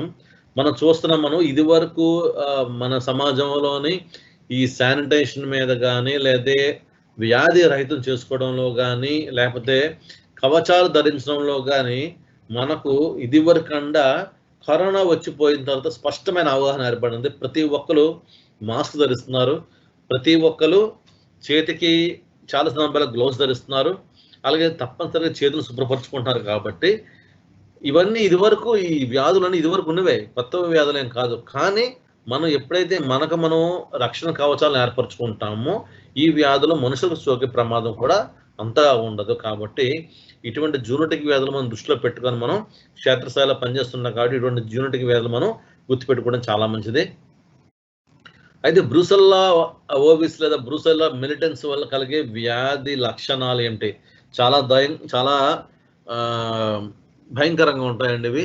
మీరు చూసినట్లయితే first and foremost important point అంటే గొర్రెలు మేకలు ఈసుకుపోయి గర్భం వాచి చీము చేరుతుంది. అంటే 150 రోజులు అంటే 5 నెలల్లోనో, లేకపోతే 4 నెలల్లోనో 5 నెలల్లోనో చక్కగా దూడ పడుతుందని రైతు ఆనందంగా ఉన్న సమయంలోనే అకస్మాత్తుగా దూడను పారేస్తుంది. దూడను పారేసి రైతు ఏం చేసి బాధపడతాడు, పక్కన పడేస్తాడు. కానీ గర్భస్రావాలను క్లీన్ చేయడు, ఆ స్రావాలతో ఉన్న ఈ బయటకు వచ్చే ప్లాజంటాను శుభ్రంగా కాల్చివేసే సందర్భం కూడా చేయడం. అటువంటి సందర్భం చేసినప్పుడు ఏమవుతుందంటే, అటువంటి పరిస్థితి చేసినప్పుడు అపరిశుభ్ర పరిసరాల్లో పడేసినప్పుడు కానీ, లేదా బయట పడేసినప్పుడు గడ్డేసి చేసినప్పుడు ఏంటంటే ఈ సూక్ష్మజీవులు ఆ ప్రాంతంలో చేరిపోతాయి.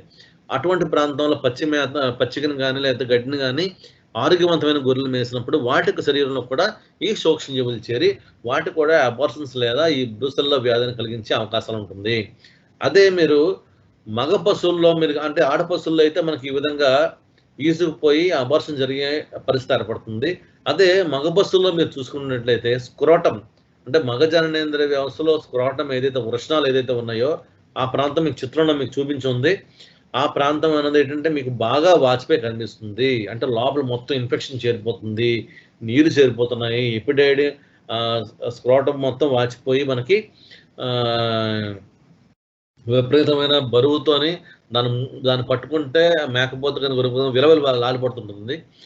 పొట్టేళ్ళు మరి మేకపోతలో వృషణాల వాపు కనిపిస్తుంది. అటువంటి పొట్టేళ్ళు లేదా మేకపోతను మందలో పునరుత్పత్తి కొరకు ఉపయోగిస్తే వ్యాధి సోకడమే కాక మిగిలిన పశువులు కూడా ఈసిపోయే ప్రమాదం ఉంటుంది. రైతు ఏమంటాడంటే చాలా ముచ్చటపడి ఒక గొర్రెపోతును తయారు చేసుకుంటాడండి. చాలా ముచ్చటపడి ఒక గొర్రెపోతును తయారు చేసుకుంటాడు. ఆల్రెడీ అంటే మన మందలోను రైతు యొక్క మందలో అంటే ఈ వ్యాధి ఎలా కలుగుతుంది చూడండి ఒకసారి. ఒక రైతు యొక్క మందలో ఒక్క పశువు కూడా ఈ బ్రూసెల్లానే కానీ ఈ ఈసుపోయే లక్షణాలు సంబంధించినటువంటి ఇటువంటి హిస్టరీ లేదు. కానీ ఈ మందలో ఒక పశువు వెళ్ళి ఎక్కడో ఏదో వేరే మందలోనే ఏదో ఒక అబార్షన్ జరిగినటువంటి పశువు పడిసిన ప్రాంతం ఉన్నటువంటి స్రావాలు కలిగినటువంటి మేతగా మేసింది అనుకోండి, లేదా ఆ ప్రాంతంలో మేత మేసినప్పుడు సూక్ష్మజీవులు ఈ గొర్రెలో ప్రవేశిస్తాయి. సో ఈ గొర్రెలో ప్రవేశించిన తర్వాత ఈ గొర్రె యొక్క జననేంద్రియ వ్యవస్థలో ఉన్న భాగాలు మొత్తం ఇన్ఫెక్ట్ అయిపోయి అబార్షన్ జరిగిపోతుంది. ఓకే, అబార్షన్ జరిగిన తర్వాత సాధారణంగా ఆవుల్లో కానీ మీరు గేదెల్లో కానీ గమనించినట్లయితే అబార్షన్ జరిగిన తర్వాత రైతు చాలా బాధపడి హాస్పిటల్ పట్టుకొస్తాడు, లోపల మొత్తం శుభ్రపరుస్తాడు, క్లీన్ చేయించిన తర్వాత యాంటీబయాటిక్ మందులు ఇస్తాడు, ఒక ఎదను వదిలేసి నెక్స్ట్ ఎద కట్టిస్తాడు. ఇది ఒక ప్రాసెస్ ఉంటుంది. అదే గొర్రెలు మేకలు మీరు గమనించినట్లయితే ఒక ఉన్నటువంటి మందలో ఒక 50-60 మందల్లో మేకలున్నప్పుడు ఒక 2-3 గొర్రెలు ఏమైనా అబార్షన్ అయినప్పుడు రైతు ఏం చేస్తాడంటే అబార్షన్ జరిగి పశువు చాలా వీక్ అయిపోతే హాస్పిటల్ పట్టుకొచ్చి చికిత్స అందజేస్తాడు. అదే అబార్షన్ జరిగి పశువు మామూలుగా ఉంటే దాన్ని వదిలేస్తాడు. సో అటువంటి సందర్భంలో వాటి యొక్క జననేంద్రియ వ్యవస్థలో ఈ బ్యాక్టీరియా అనేది చాలా ఎక్కువ మొత్తంలో డెవలప్ అయి ఉంటుంది. సో ఇటువంటి మేక కానీ గొర్రె కానీ మందలో ఉన్నప్పుడు రైతు తన ఇష్టంగా పెంచుకుంటున్న గొర్రెపోత అంటే విత్తన పొట్టేలుగా పెంచుకుంటున్న ఏదైతే గొర్రెపోత ఉందో ఆ గొర్రెపోతని మరలా క్రాసింగ్ వాడంటే ఈ అబార్షన్ అయిపోయింది నెక్స్ట్ ఈతకు వచ్చినప్పుడు క్రాసింగ్ వాడాడు. క్రాసింగ్ వాడినప్పుడు సహ సంపర్కం చేస్తారు కాబట్టి వాటి యొక్క పెనిస్ ద్వారా వాటి యొక్క వృషణాలు ఏదైతే ఉన్నాయో ఆ ప్రాంతం మొత్తం ఎఫెక్ట్ అయిపోతుంది. సో మీరు కాలక్రమేణా ఒక 2-3 నెలలు పోయిన తర్వాత ఏమవుద్ది, వృషణాల్లో చిన్న వాపు కనిపిస్తుంది. కానీ వెంటనే ఏమవుతుందంటే రైతు గొర్రెల పెంపకందారుడు భయపడతాడు. ఎందుకంటే విత్తనం పొట్టేల ద్వారా అతనికి మంచి లాభాలు వస్తున్నాయి. అలాగే ఒక పందెం కోసం వాడినటువంటి గొర్రెపోతకైనా సరే ఎప్పుడైనా వాసిపోయింది అనుకోండి, అతను ఎంత ఇబ్బంది పడతాడు, వెంటనే హాస్పిటల్ పట్టుకొస్తాడు. సో అటువంటి టైంలో మనం కూడా ఎటువంటి రక్షణ కవచాలు లేకుండా మీరు ఏమైనా వాటి మీద చికిత్స కోసం ఉపకరిస్తే మళ్ళీ మీకు ప్రమాదం వచ్చే అవకాశాలు అయితే ఉన్నాయి. కాబట్టి తప్పనిసరిగా రైతులు అటువంటి గొర్రెలు మేకలను పట్టుకొచ్చినప్పుడు చాలా జాగ్రత్తగా మనం వ్యవహరించి మనం చేసుకోవాల్సిన అవసరం అయితే ఏదైతే ఉంది. అలానే వృషణాలు వాపు వచ్చినప్పుడు మనం వెంటనే చేయాలంటే వాటి యొక్క రక్తాన్ని పరీక్షించి రక్తాన్ని శాంపుల్ పంపించాలి. ఎందుకంటే మందలోని మీకు 2-3 విత్తన పొట్టెలు ఉన్నప్పుడు తప్పనిసరిగా ప్రతి 6 నెలలకు ఒకసారి సరే వాటి రక్త సేకరణ జరిగి వాటిని సెక్షువల్ ట్రాన్స్మిషన్ డిసీజెస్ కి సంబంధించినటువంటి బ్యాక్టీరియా ఉందో లేదో ల్యాబ్కి పరీక్ష తీసుకెళ్లి చెక్ చేయించుకోవడం మంచిది. లేకపోతే ఆ మందులో ఒక్కసారి కానీ ఒక విత్తనం పొట్టేలకు కానీ ఈ బ్రూసెల్లా సంబంధించిన వ్యాధి సోకినట్లయితే మంద మొత్తం వ్యాపించి మంద మొత్తం ఇబ్బంది పడే పరిస్థితులు ఏర్పడుతున్నాయి. కాబట్టి తప్పనిసరిగా ప్రతి 6 నెలలకు ఒకసారైనా రైతులు గొర్రెల పెంపకందారులకి ఈ విధమైనటువంటి రక్త పరీక్షలు చేయించుకోమని మనం సలహాలు సూచనలు అందజేస్తే మంచిది. అలాగే మీరు 3 చిత్రంలో చూసినట్లయితే పొట్టేళ్ళు మేకపోతుల్లో కీళ్ళలో వాపులు ఏర్పడతాయి. ఈ బ్రూసెల్లా సంబంధించినటువంటి సూక్ష్మజీవుల వల్ల ఒకసారి వృషణాలు వాపు కూడా ఉంటుంది, ఈ కాలు వాపు కూడా ఉంటుంది. అలాగే ఇంకో ముఖ్యమైన విషయం కూడా ఇక్కడ నేను చెప్పాల్సిన సందర్భం ఉంది.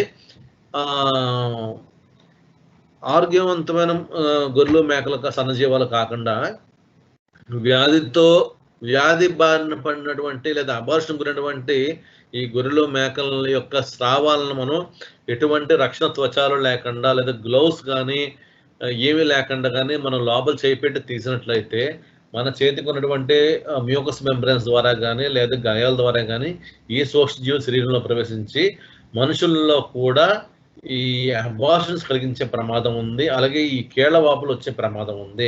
ఇటువంటి కీళ్ల వాపులు వచ్చినప్పుడు సాధారణ వైద్యుడు కూడా వాటిని గమనించి చికిత్స చేసే సందర్భం అయితే ఉండదు. ఎందుకంటే మనం ఏం చెప్తాం, కాలు వాచే అని చెప్తాం. సో కాలు వాచి అని చెప్తే అతడు బ్రూసెల్లా వల్ల వచ్చిన ఇన్ఫెక్షన్ది ఏ డాక్టర్ కూడా పట్టుకునే సందర్భం అయితే ఉండదు. కాలు వాపులు అంటే కాలు వాపులు చికిత్స చేస్తారు వాళ్ళు. కానీ మనం ఏ సందర్భంలో మనకి కాలు వాపు వచ్చింది హిస్టరీ ఎప్పుడైతే మనం క్లియర్గా చెప్తామో అటువంటి సందర్భంలో వాటికి మనకి సరైన చికిత్స వచ్చే అవకాశం ఉంటుంది. ఇది ముఖ్యమైన జంతు సాంక్రమిక వ్యాధి లేదా జూనోటిక్ డిసీజ్ కాబట్టి ప్రతి ఒక్కరు వీటి మీద అవగాహన కలిగి ఉండాలి. అలాగనే గొర్రెల పెంపకందారులకు కూడా అవగాహన కల్పించాలి. లేకపోతే మన ఆరోగ్యం కూడా దెబ్బతినే ప్రమాదం ఉంది. కాబట్టి గొర్రెల పెంపకందారులకు ఈ బ్రూసెల్లోసిస్ మీద ఈ విత్తన పొట్టెల యొక్క ఇబ్బందుల మీద మనం ఎప్పుడైతే వాళ్ళు సరైన అవగాహన కల్పిస్తామో వాళ్ళు ఆ మంద యొక్క ఆరోగ్యాన్ని కాపాడగలిగిన వారు అవుతారు. అదేవిధంగా వారి యొక్క ఆరోగ్యాన్ని కూడా కాపాడగలిగిన వారు అవుతారు. కాబట్టి ఈ విషయాన్ని దృష్టిలో పెట్టుకొని రైతులకు మనం సలహాలు సూచనలు మనం అందజేయవలసిన అవసరం అయితే ఎంతైనా ఉంది. అయితే ప్రతి 6 నెలలకు చెప్పాను మీకు, ప్రతి 6 నెలలకు ఒకసారి పోతులు లేదా పొట్టెల నుంచి రక్తాన్ని సేకరించి బ్రూసెల్లా కోసం మనం పరీక్షలు నిర్వహించాలి. అలాగే వ్యాధిగ్రస్త జీవాలు ఏదైతే ఉన్నాయో వాటిని మంద నుండి తొలగించి పునరుత్పత్తికి ఉపయోగించకుండా మనం చూడాలి. లేకపోతే ఏముందంటే మందులో ఒక గొర్రెకి వచ్చినట్లయితే మంద మొత్తం వ్యాపించి ఇబ్బంది కలిగేటువంటి పరిస్థితులు వచ్చే అవకాశాలు ఉంటాయి. అలాగే చూడండి, కుడి కంటిలోని మీకు ఫోటోలు చూపిస్తున్నట్లయితే కుడి కంటిలోని కింది కనురెప్పకు బ్రూసెల్లా యాంటిజెన్ పరీక్ష నిర్వహించినప్పుడు కనురెప్ప వాపు వస్తే గొర్రె వ్యాధి గ్రస్తం అయినట్టు మనం గ్రహించాలి. సో పాజిటివ్ రియాక్షన్ మనకు వస్తుంది చెప్పారు. అంటే యాంటిజెన్ టెస్ట్ అంటే ఈ బ్రుసెల్లో సంబంధించినటువంటి ఏదైతే సూక్ష్మజీవుని మనం పరీక్షిస్తే అక్కడ వాపు వచ్చింది అనుకోండి, సో గొర్రెకి వ్యాధి ఉందని మనం గమనించాలి మనం. అంటే ఇప్పుడు ఈ టెస్ట్ ఎట్లా అంటే ఇప్పుడు మనం చూస్తున్నాం కదండి, కరోనాకి 2 రకాల వ్యాక్సిన్స్ ఉంటాయి. ఒక వ్యాక్సిన్ ఏంటంటే చనిపోయిన సూక్ష్మజీవి అంటే వైరస్ని మనం మనుషులు ఎక్కిస్తున్నాం, అదో రకమైన వ్యాక్సిన్. ఒక వ్యాక్సిన్ని మనం రీకాంబినేట్ చేసి ఎక్కిస్తున్నాం. ఇలాగ 2 రకాలు ఉన్నాయి కాబట్టి టెస్టులు వాడతామన్నమాట. అంటే ఇక్కడ ఎందుకంటే సందర్భం వచ్చింది కాబట్టి మీకు చెప్తున్నాను. అలాగే ఈ బ్రూసెల్లా యాంటిజెన్ ఏదైతే వ్యాధి కారకం ఉందో దాన్ని కూడా మనం యాంటిజెన్ టెస్ట్ చేసినట్లయితే ఈ కనురెప్ప వాపు వచ్చినట్లయితే గొర్రె వ్యాధికి గురైనట్లు మనం గ్రహించవచ్చు. సో నెగిటివ్ రియాక్షన్ వస్తే ఏ విధంగా ఉంటుంది, పాజిటివ్ రియాక్షన్ అయితే ఎట్లా ఉంటుంది అంటే స్రావం తీసి మనం చేస్తాం, మనం యాంటీజెన్ యాంటీబాడీ రియాక్షన్ అంటాం మనం. సో అలాగే మనకి వ్యాధికి గురైన పాలు కూడా మనం పరీక్షిస్తుంటాం బ్రూసెల్లా టెస్ట్లోని. అది మనకి గొర్రెల్లో జరగదు కానీ మనం పశువులో చేస్తుంటాం మనం. సాధారణంగా ఏంటంటే అబార్షన్ జరిగినప్పుడు పెద్ద గొర్రెలు, ఆవులు గేదెల్లో అయితే మనం వాటి గురించి చాలా చర్యలు తీసుకుంటాం. మనం ఆ ప్రాంతాన్ని మొత్తం క్లీన్ చేసి 2-3 సార్లు మనం ఐరన్ సొల్యూషన్తో క్లీన్ చేస్తాం, యాంటీబయాటిక్తో క్లీన్ చేస్తాం, ఒకసారి రక్తాన్ని సేకరించి కూడా పంపించి ఉంటాం. కానీ గొర్రెల మేకలు ఏంటంటే మంద యొక్క ఆరోగ్యాన్ని దృష్టిలో పెట్టుకొని ఎప్పుడైతే మనకి అబార్షన్స్ గల చరిత్ర ఏదైతే ఉందో ఉన్నప్పుడు తప్పనిసరిగా ఈ గొర్రెల మేకలని పట్ల ఆరోగ్యం పట్ల మనం జాగ్రత్త వహించి తప్పనిసరిగా ఏదైతే విత్తన పుట్టెలు ఉంటాయో వాటికి 6 నెలల కోసం పరీక్షలు చేయించాలి. అలాగే ఏదైనా గొర్రెల మేక ఏదైనా అబార్షన్స్ గురైనప్పుడు తప్పనిసరిగా వ్యాధి బారిన పడినటువంటి మృత చెందినటువంటి శిశువుని, అలాగే ప్లాసంటాని, స్రావాలని, వ్యాధిగ్రస్తమైనటువంటి పచ్చికని కూడా తీసుకుని వాటిని దూరంగా తీసుకువెళ్ళి పాతివేయాలి లేదా కాల్చివేయాలి. ఇటువంటి పరిస్థితి చేసినట్లయితే వ్యాధికారక సూక్ష్మజీవులు మిగిలిన పరిసర ప్రాంతాలకు చేరే అవకాశం ఉండదు. తప్పనిసరిగా మనం మంద యొక్క ఆరోగ్యాన్ని దృష్టిలో పెట్టుకొని ఈ చర్యలు చేపట్టమని మనం వారికి అవగాహన కల్పించాలి. నెక్స్ట్ 4వ అతి ముఖ్యమైన వ్యాధి ఏంటంటే దమ్మ వ్యాధి. సో చాలా చాలా చాలా భయంకరమైన వ్యాధి ఇది, యాంథ్రాక్స్. చాలా చాలా భయంకరమైన వ్యాధి దమ్మ వ్యాధి. ఇది మనకి మనుషుల ప్రాణాలను కూడా హరించే సందర్భాలు ఉంటాయి. ఎందుకంటే బ్రుసెల్లోసిస్ వ్యాధి కూడా మనకి క్షేత్రస్థాయిలో ఎక్కువగా ఉంది. అలాగే దమ్మ వ్యాధి కూడా క్షేత్రస్థాయిలో చాలా కొన్ని ప్రాంతాల్లో ఉంటుంది ఇది. కాబట్టి ఈ వ్యాధి గురించి కూడా మనం తెలుసుకోవాల్సిన అవసరం ఉంది. ఇదివరకు మీకు ఇదివరకు జరిగిన క్లాస్లో మీకు ఏమైనా చెప్పు ఉండొచ్చు, కానీ ఇది ఒకసారి మీరు మననం చేస్తున్నారని చెప్పి భావించి వినండి ఒకసారి. దమ్మ వ్యాధి, యాంథ్రాక్స్, దీనికి ఇది కూడా ఒక రకమైనటువంటి సూక్ష్మ జీవి వల్ల కలుగుతుంది. ఆ సూక్ష్మజీవి పేరు bacillus యాంథ్రాసిస్. Okay, gram positive bacteria. దీనివల్ల మనకి ఈ దమ్మ వ్యాధిని చదువుతుంది. సో దమ్మ వ్యాధి ఈ వ్యాధిలో మేకల కన్నా గొర్రెలు ఎక్కువగా వస్తుంది. ఒక్కసారి కానీ ఆ యాంథ్రాక్స్ ప్రభావితమైనటువంటి గొర్రె మరణిస్తే గొర్రె యొక్క నవరంధ్రాల ద్వారా లేదా నోటి నుంచి ముక్కు నుంచి ద్వారా రక్తం కొక్కని మరణిస్తుంది. సో రక్తం కొక్కని మరణించినప్పుడు ఆ రక్తంలో కూడా ఉన్నటువంటి వ్యాధిగ్రస్తమైనటువంటి సూక్ష్మజీవులు బయట వాతావరణం చేరుతాయి. బయట వాతావరణం చేరినప్పుడు బయట వాతావరణం తట్టుకోవడం కోసం ఏం చేస్తుంది ఆ బ్యాక్టీరియా, తనను తాను రక్షించుకోవడం స్పోర్స్ ఉత్పత్తి చేస్తుంది. అంటే పైన రక్షణ కవచాన్ని ఏర్పరచుకుంటుంది. దాన్ని మనం సిద్ధ బీజాలు అంటాం. సో ఈ సిద్ధ బీజాలు భూమిలో ఎన్నో సంవత్సరాలు బతికే ఉంటాయి. అటువంటి వ్యాధిగ్రస్తమైనటువంటి ప్రాంతంలో పెరిగినటువంటి గడ్డిని వేరే పశువులు మేపడం తినడం వల్ల కూడాను వాటికి కూడా దమ్ము వ్యాధి వచ్చే అవకాశాలు ఉన్నాయి. అలాగే అటువంటి సిద్ధ బీజాలు పీల్చడం వల్ల మనుషులు కూడా వ్యాధి వచ్చే అవకాశం ఉంటుంది. కాబట్టి ఇది కూడా ఒక జూనోటిక్ వ్యాధి. ఇటువంటి వ్యాధిగ్రస్తమైన గొర్రెల మేకలు మనం కోసినప్పుడు కానీ వాటి పైన ఉన్నిని తీసినప్పుడు కానీ అలాగే కోసినప్పుడు కూడా ఇది వ్యాధి మనుషుల యొక్క మ్యూకస్లోకి చేరి మనుషులు కూడా వచ్చే అవకాశం ఉంటుంది. మీకు చిత్రంలో రకరకాల మీకు ఈ స్లైడ్లో మీకు రకరకాల చిత్రాలు చూపించాను. చేతి మీద క్యూటేనియస్ ఇన్ఫెక్షన్ వస్తుంది మనకి. అలాగే ఉన్నె పైన ఉన్నె తీసే వాళ్ళు కూడా ఎక్కువ వస్తుంది. కాబట్టి దీనికి మనం వూల్ సాటర్ డిసీజ్ అని కూడా మనం అంటాం మనం.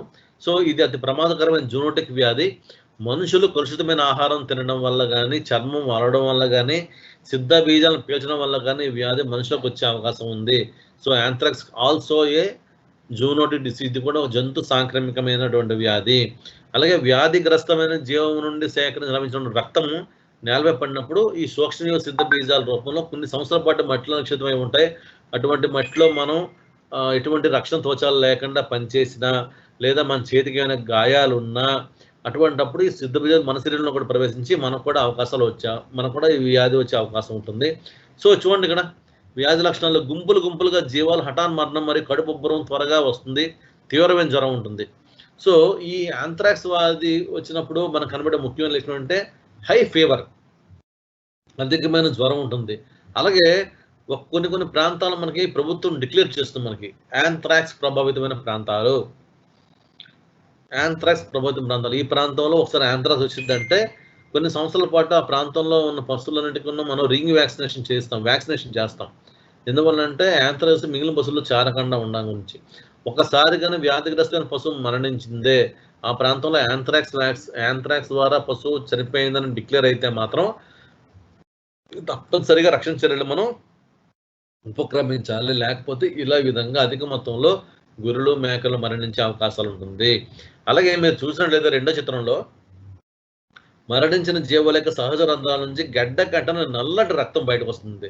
టారీ కలర్ రక్తం బయటకు వస్తుంది. చూడండి, రక్తం కుక్క వచ్చిపోతుంది. అంటే మనం అనుకుంటాం అమ్మో ఈ గొర్రెల మేకల మీద పిడుగు పడిందా లేదా వీటికి ఏదైనా ఎవరైనా విషం పెట్టారని మనం అనుకుంటాం. కానీ అకస్మాత్తుగా గొర్రె మరణిస్తుంది. వాటి యొక్క సహజ రంధ్రాల ద్వారా నల్లని గడ్డ కట్టిన రక్తం అన్నది బయటకు వస్తుంది. దీని యొక్క ముఖ్యమైనటువంటి లక్షణం. ఈ వ్యాధి కూడా చిటుకు వ్యాధి మాదిరిగానే మనం గమనించే లోపల మరణించే అవకాశాలు ఉంటాయి.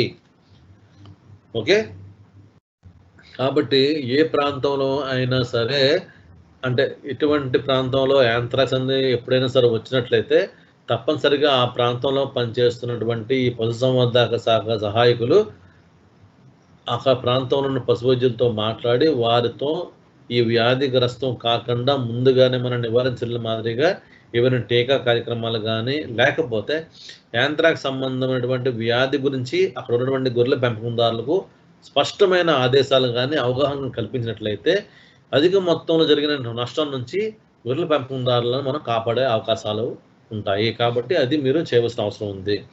సో గొర్రె ఆరోగ్యవంతంగా ఉంటుంది, అకస్మాత్తుగా మరణిస్తుంది, అధిక జ్వరం వస్తుంది, మొదట అధిక జ్వరం వస్తుంది, కడుపు ఉబ్బిపోతుంది.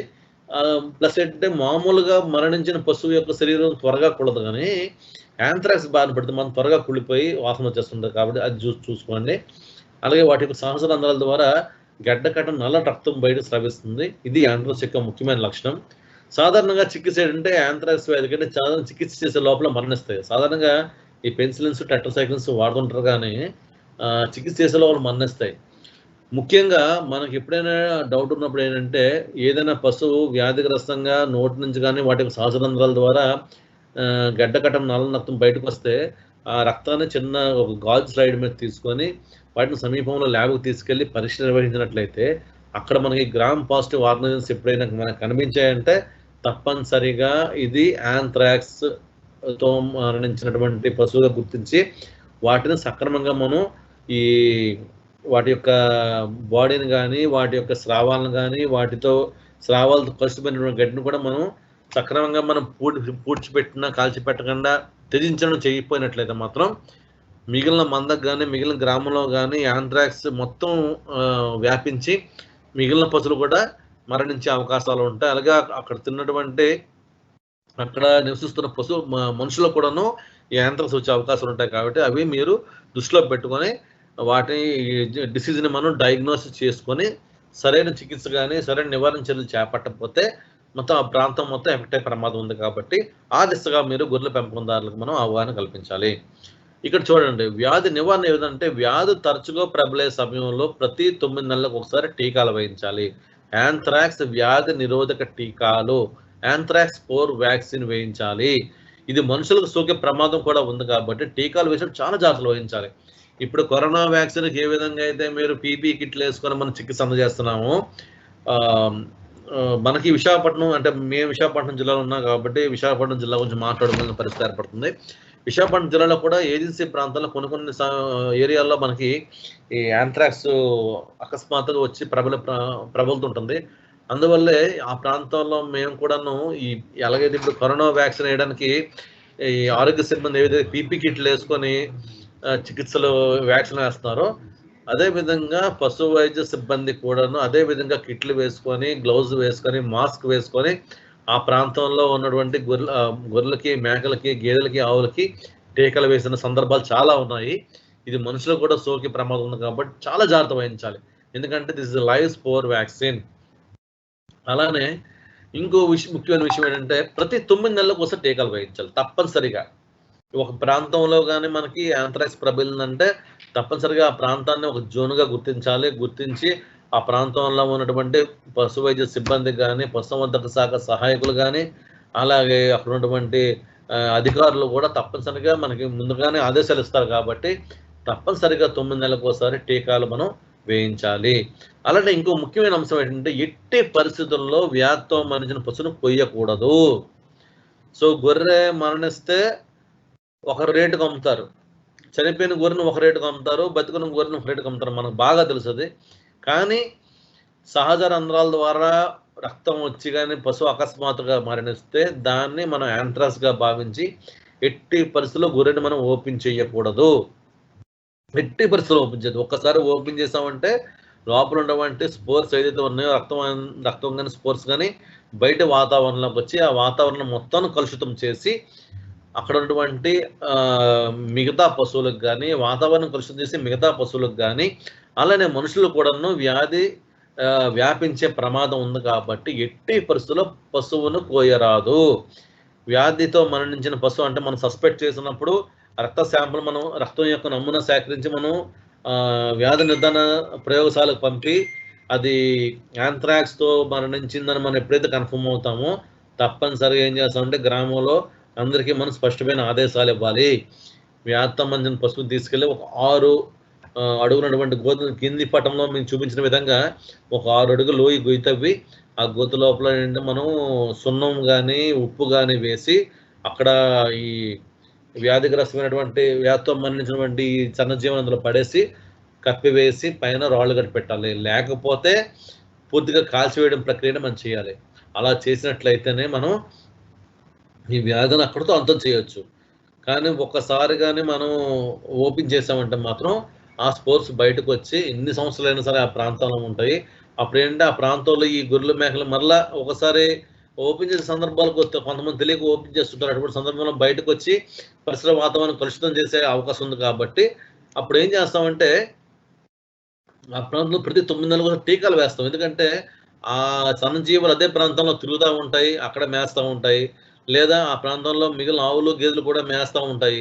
సో వాటికి కూడా మనకి యాంథ్రాక్స్ సోకే ప్రమాదం ఉంది కాబట్టి అన్ని జీవులకు మనం ప్రతి 9 నెలల కోసం టీకాలు వేసే కార్యక్రమం చేపడతాం. కాబట్టి ఈ సన్నజీవాల్లోనే ఎక్కువగా గొర్రెల్లో కూడా ఈ యాంథ్రాక్స్ అనేది ఒక ప్రమాదకరమైన వ్యాధిగా మన అందరూ గుర్తిరిగి వీటి మీద కూడా మనం ఎవరైతే మనం గొర్రెల పెంపకందారులు ఉంటారో వాళ్ళకందరికీ మనం స్పష్టమైన ఆదేశాలు ఇచ్చి వాళ్ళు అవగాహన కల్పించాలి. ఈ విధంగా ఈ సూక్ష్మ జీవుల వలన సన్నజీవాల్లో మనకి ఈ కాలిపుండ్ల వ్యాధి కానీ ముఖ్యమైన చిటుకు రోగం కానీ అలానే అబార్షన్స్ కానీ ఈ దొమ్మ వ్యాధి కానీ చాలా ప్రమాదకరమైనవి. వీటి గురించి ప్రతి ఒక్క పశుసంవర్ధక శాఖ సహాయకులు స్పష్టమైన వాటి మీద అవగాహన కలిగి ఉంటే వీళ్ళు తదుపరిగా గొర్రెల పెంపకందారులకు అవగాహన కల్పించే కార్యక్రమం చేపట్టడం వల్ల మనకు ఒక ఆరోగ్యవంతమైన సమాజం ఏర్పడుతుందని ఈ విషయంగా నేను తెలియజేసుకుంటున్నాను. సో ఈరోజు మనం ఈ కార్యక్రమంలో మీకు ఇంకోసారి మీకు పునఃశ్చరణ కార్యక్రమం చేపడతాను. ఈరోజు మనం మొత్తం 4 ముఖ్యమైనటువంటి ఈ సూక్ష్మ జీవుల వల్ల కలిగే వ్యాధుల గురించి మనం తెలుసుకున్నాము. అందులో మొదటిది మనం కాలిపుండ్ల వ్యాధి. ఇది మీకు ఫ్యూజోబాక్టీరియా నెక్రోఫోరం వల్ల కలుగుతుంది. దీనివల్ల కాలిపుళ్ళు బాగా ఎఫెక్ట్ అవుతున్నాయి. సో వీటిని శుభ్రంగా అంటే చిత్తడి ప్రాంతంలో ఇంకోసారి మీకు పునఃశ్చరణ చేస్తున్నాను. ఆ చిత్తడి ప్రాంతంలో ఈ గుర్రెలు మేకలు తినడం వల్ల ఆ ప్రాంతం మొత్తం చిత్తడిగా మారి అక్కడ పాచి ఏర్పడి ఆ ప్రాంతం మెత్తబడి ఈ ఫ్యూజోబాక్టీరియా నెక్రోఫోరం అనే వాటి మీద దాడి చేసి ఇంకా అదర్ బ్యాక్టీరియాస్ కూడా దానివల్ల వచ్చేయడం వల్ల ఏంటంటే ఆ గిట్ల పూర్తిగా పాడైపోయి అవి నడలేని పరిస్థితి ఏర్పడుతుంది. ఆ నడలేని పరిస్థితి ఏర్పడినప్పుడు మందలు వెనకబడిపోతాయి, సరిగ్గా మేతమే తిండి మరణిస్తాయి. కాబట్టి వీటి కూడా ఏ విధంగా చికిత్స చేసుకోవాలో మీకు క్లాసులు చెప్పాను. పొటాషియం పర్మాంగనేట్ ద్రావణంతో శుభ్రంగా ప్రాంతాన్ని క్లీన్ చేసి అలాగే ఆ ప్రాంతంలో ఏమైనా పుర్లు ఉన్నట్లయితే టర్పెంటైన్ ఆయిల్ వేసి క్లీన్ చేసి బోరిక్ యాసిడ్ మన వేపను మనం పోసే యాంటీబయాటిక్ మందులు వాడినట్లయితే తగ్గే అవకాశం ఉంటుందని మీకు చెప్పాను. అలాగే రెండోది ఎంట్రోటాక్సిమియా, చిటుక వ్యాధి అంటాము. ఇది క్లాస్ట్రీడియం పెర్ఫరెన్స్ అనే సూక్ష్మజీవులు కలుగుతుంది. అతిగా మేయడం వల్ల కానీ, అలాగే నెత్తిపిడు వ్యాధిని కానీ, చిటుక వ్యాధిని దీనికి పిలుస్తాం మనం. ఓవర్ ఈటింగ్ డిసీజ్ అంటాం. అతిగా మేయడం వల్ల శరీరంలో ఉన్నటువంటి పొట్ట పూర్తిగా ప్యాక్ అయిపోయి అక్కడ ఉన్నటువంటి క్లాస్ట్రీడియం పెర్ఫరెన్స్ అనే బ్యాక్టీరియా వల్ల వచ్చినటువంటి ఎప్సిలాన్ టాక్సిన్ వల్ల ఇది నాడీ వ్యవస్థ మీద దాడి చేసి ఈ వ్యాధి బారినటువంటి సన్నజీవాలు మరణించే అవకాశాలు ఉన్నాయి. కాబట్టి మనం ఈ చిటుకు వ్యాధి గురించి తెలుసుకునే అవసరం ఉందని మీకు చెప్పాను. సో దీనివల్ల ఎటువంటి వ్యాధి లక్షణాలు అయితే చిటుకులో మరణిస్తుంటాయి, ఒక్కోసారి పళ్ళు కలుగుతూ ఉంటాయి, కాళ్ళతో పట్టు తనుకుంటాయి, గోడకి తల కానించుంటాయి. మీకు ఒక చిత్రం మాలిక కూడా మీకు చూపించడం జరిగింది. ఆ విధంగా మనకి వ్యాధి లక్షణాలు కనిపిస్తాయి. సో వీటికి ఏంటంటే మనం చికిత్స చేసేలో మనసు కాబట్టి తప్పనిసరిగా వ్యాధి నిరోధక టీకాలు ఈటీ వ్యాక్సిన్స్ మనం వేయించుకోవాలి. మీకు ఆల్రెడీ చెప్పాను, ఈటీ వ్యాక్సిన్ చేయించాలి. ఈటీ వ్యాక్సిన్ చేయించడానికి ముందు 15 ముందుగానే మనం నట్టల నివారణ మందులు చేపట్టిన తర్వాత మనం ఈటీ వ్యాక్సిన్ అనేది వేసుకోవాలని మీకు చెప్పాము. ఈటీ వ్యాక్సిన్ వేసిన తర్వాత బూస్టర్ డోస్ అనేది ఏదైతే ఉందో 15 నుంచి 21 రోజుల లోపల వాటి వల్ల కూడా సత్ఫలితాలు వచ్చే అవకాశం ఉన్నాయి. కాబట్టి మనం బూస్టర్ డోస్ కూడా వేయించుకుంటే మంచిది. అలానే మీకు చిత్రమాలి కూడా చూపించాను. అలాగే అబార్షన్స్ కూడా చెప్పాను. అబార్షన్స్లో చాలా ముఖ్యమైనది ఏంటంటే బ్రూసెల్లా అనేది ఒక సూక్ష్మజీవులు కలిగే వ్యాధి. బ్రుసెల్లా ఓబిస్ వల్ల గొర్రెలో, బ్రుసెల్లా మెలిటెన్స్ వల్ల మేకల్లో వస్తుంది. వాటి వల్ల ఏ విధంగా అబార్షన్స్ జరుగుతాయి, ఆఖరి మాసాల్లో అబార్షన్స్ జరుగుతాయి. అలాగే మగబస్సులు అయితే వృషణాలు వాపు, కాలు వాపు జరుగుతుంటుంది. ఇది మనుషులు కూడా వ్యాపిస్తుంది కాబట్టి దీన్ని మన జంతు సాంక్రమిక వ్యాధిని కూడా మీకు చెప్పి ఉన్నాను. సో దీనికి ఏ విధంగా నివారణ చర్యలు చేపడతామో కూడా మీకు చెప్పాను. అలాగే ఇంకొక ముఖ్యమైన జంతు సాంక్రమిక వ్యాధి, ముఖ్యమైన సూక్ష్మజీవులు కలిగే వ్యాధి, అది కూడా దమ్మ వ్యాధి గురించి కూడా మీకు చెప్పాను. బ్యాసిల్లస్ యాంథ్రాసిస్ వల్ల కలుగుతుంది. ఈ వ్యాధి బారిన పడినటువంటి సన్నజీవాల యొక్క సహజ రంధ్రాల ద్వారా నల్లని నేరేడు పండు రంగులో ఉన్నటువంటి రక్తము, గడ్డకట్టం రక్తం బయటకు వస్తుంది. మామూలు రక్తం బయటకు వచ్చినటువంటి గడ్డకట్టం కానీ రక్తం గడ్డకట్టతో పారుతూ ఉంటుంది. వీటి యొక్క వ్యాధిగ్రస్తమైనటువంటి ఈ పశువు మరణించినప్పుడు దాని లోపల వచ్చినటువంటి ఈ రక్తం ద్వారా లేదా పశువును ఓపెన్ చేసినప్పుడు వాటి యొక్క స్రావాల ద్వారా ఈ సూక్ష్మజీవులు బయట వాతావరణంలోకి వచ్చి స్పోర్ట్స్గా మారుతాయి, సిద్ధ బీజాల కింద మారుతాయి. ఈ సిద్ధ బీజాలు వాతావరణం ఎంతకాలమైనా ఉంటాయి, ఎన్ని సంవత్సరాలైనా నేలలో ఉంటాయి. ఇటువంటి వ్యాధిగ్రస్తమైనటువంటి వాటిని మనం టచ్ చేసినప్పుడు మనసు కూడా సోకే ప్రమాదం ఉంటుంది.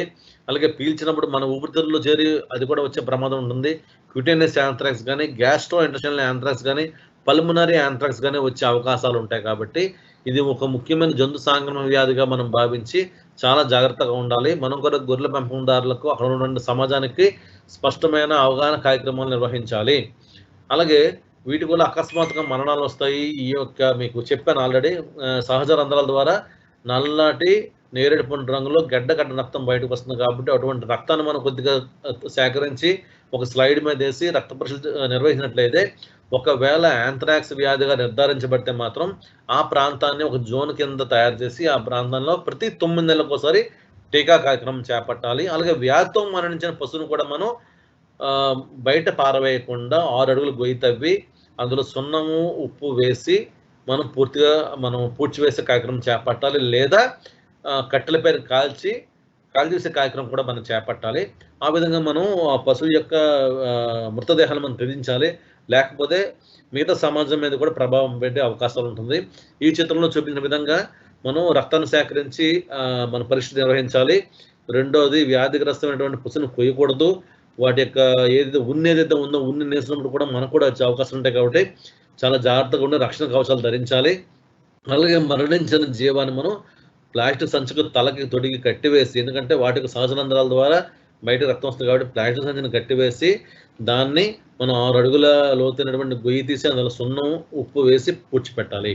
ఈ విధంగా మనం ఈ సన్నజీవాల్లో ఈ రకరకాల వ్యాధుల పట్ల మనం స్పష్టమైనటువంటి అవగాహన కలిగి ఉన్నట్లయితే మన యొక్క రైతులకు కానీ గొర్రెల పెంపకందారులకు కానీ మనం ఒక మంచి విషయాలు తెలియపరిచి ఒక ఆరోగ్యవంతమైన సమాజాన్ని ఏర్పరచుకుంటలో మనవంతు పాత్ర మనం పోషిస్తామని, అటువంటి పాత్ర మీరైనటువంటి ఈ పశుసంవర్ధక శాఖ సహాయకులందరూ చేస్తారని మనవి చేసుకుంటూ నాకు ఈ అవకాశం కల్పించినటువంటి మా అదనపు సంచాలకుల వారు డాక్టర్ సింహాచలం గారు, స్మైల్ వారికి, అలాగే మన సంచాలకులు అమరేంద్ర సార్కి ధన్యవాదాలు తెలియజేసుకుంటూ సెలవు తీసుకుంటున్నాను.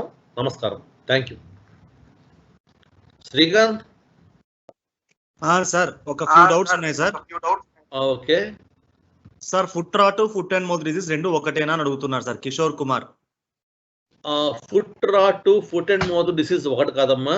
ఫుట్ రాట్ అనేది బ్యాక్టీరియా వల్ల కలిగే వ్యాధి. ఫుట్ అండ్ మౌత్ డిసీజ్ అనేది వైరస్ వల్ల కలిగే వ్యాధి. దీనిలో లక్షణాలు ఒకే విధంగా ఉంటాయి, కానీ foot rot, foot and mouth disease separate. Foot and mouth disease గురించి రేపు జరిగే క్లాస్లో మీరు విందురు, కానీ దాని గురించి అంటే ఈ రోజు చెప్పే క్లాస్లో అయితే మీకు చెప్పింది నేను కాలి పుండ్ల వ్యాధి చెప్పాను. కానీ ఫుట్ అండ్ మౌత్ అంటే మౌత్లో కూడా కొన్ని లక్షణాలు ఉంటాయి. అది రేపు జరిగే క్లాస్లో మీరు నేర్చుకుందరు కానీ. Right, next. Sir, sheep and goat లో పుట్టిన పిల్లలు 6 నుంచి 10 రోజులు పాలు తాగి బాగానే ఉంటున్నాయి. తర్వాత 2 నుంచి 4 రోజుల తర్వాత నిలబడలేక ఆ లక్షణాలతో చనిపోతూ ఉన్నాయి. ఎందుకు అయి ఉండొచ్చు అని అడుగుతున్నారు సార్.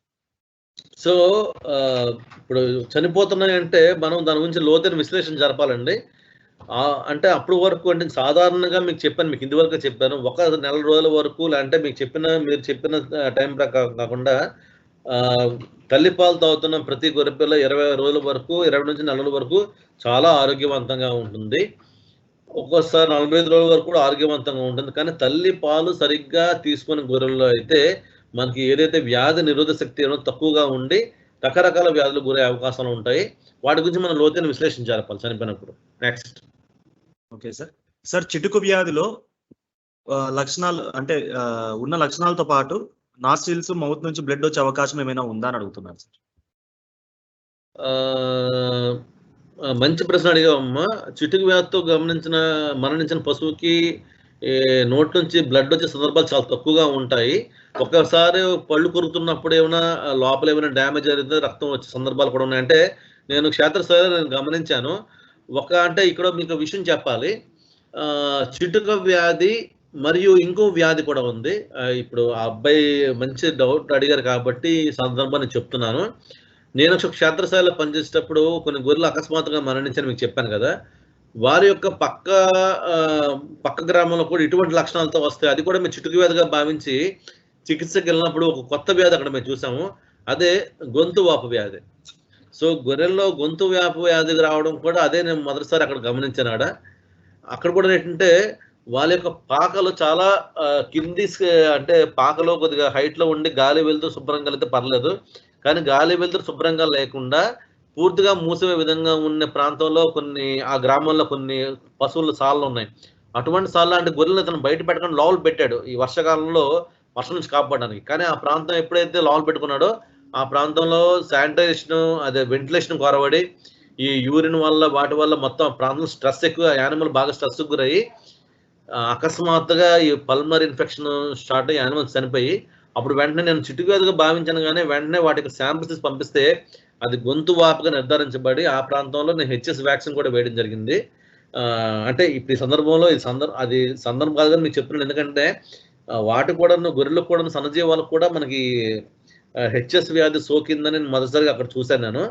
కానీ గొర్రెల్లో ఈటీ వ్యాధి వల్ల మన వాటిలో ఈ నోటి నుంచి బ్లడ్ రావడం చాలా తక్కువ. ఒకవేళ పళ్ళు కొరకడం కానీ నాలుగు కొరకడం జరుగుతున్నప్పుడు లోపలైన డ్యామేజ్ అయితే తప్ప మనకు ఆ విధంగా రక్తం వచ్చే అవకాశాలు తక్కువగా ఉంటాయి. Okay sir. Sir, next brucellosis తో అఫెక్ట్ అయిన అనిమల్ యొక్క మీట్ మనం తింటే మనకు కూడా డిసీజ్ వచ్చే ఛాన్స్ ఉందని అడుగుతున్నారు సార్. బ్రుసెల్లోతో మరణించినటువంటి పశువు మాంసాన్ని అంటే మనం అనేక రకమైనటువంటి మనం చర్యలు చేపడతాం కదండి మాంసం తినేటప్పుడు. ఇప్పుడు ఒక పశువుకి బ్రుసెల్లోసిస్ ఉందా లేదా అన్నది మన మందులో మనం ఇన్స్పెక్షన్ చేస్తామని తెలీదు. అటువంటి గొర్రెల మేకలు మనం తీసుకొని శుభ్రంగా మనం ఉడకబెట్టి తింటున్నాం కాబట్టి మనకు పెద్దగా ప్రమాదం లేదని అనుకుంటున్నాను నేను. దానివల్ల నష్టం ఎట్లేదండి. Okay sir. అయిపోయా ఇంకా లాస్ట్ సార్. ఓకే.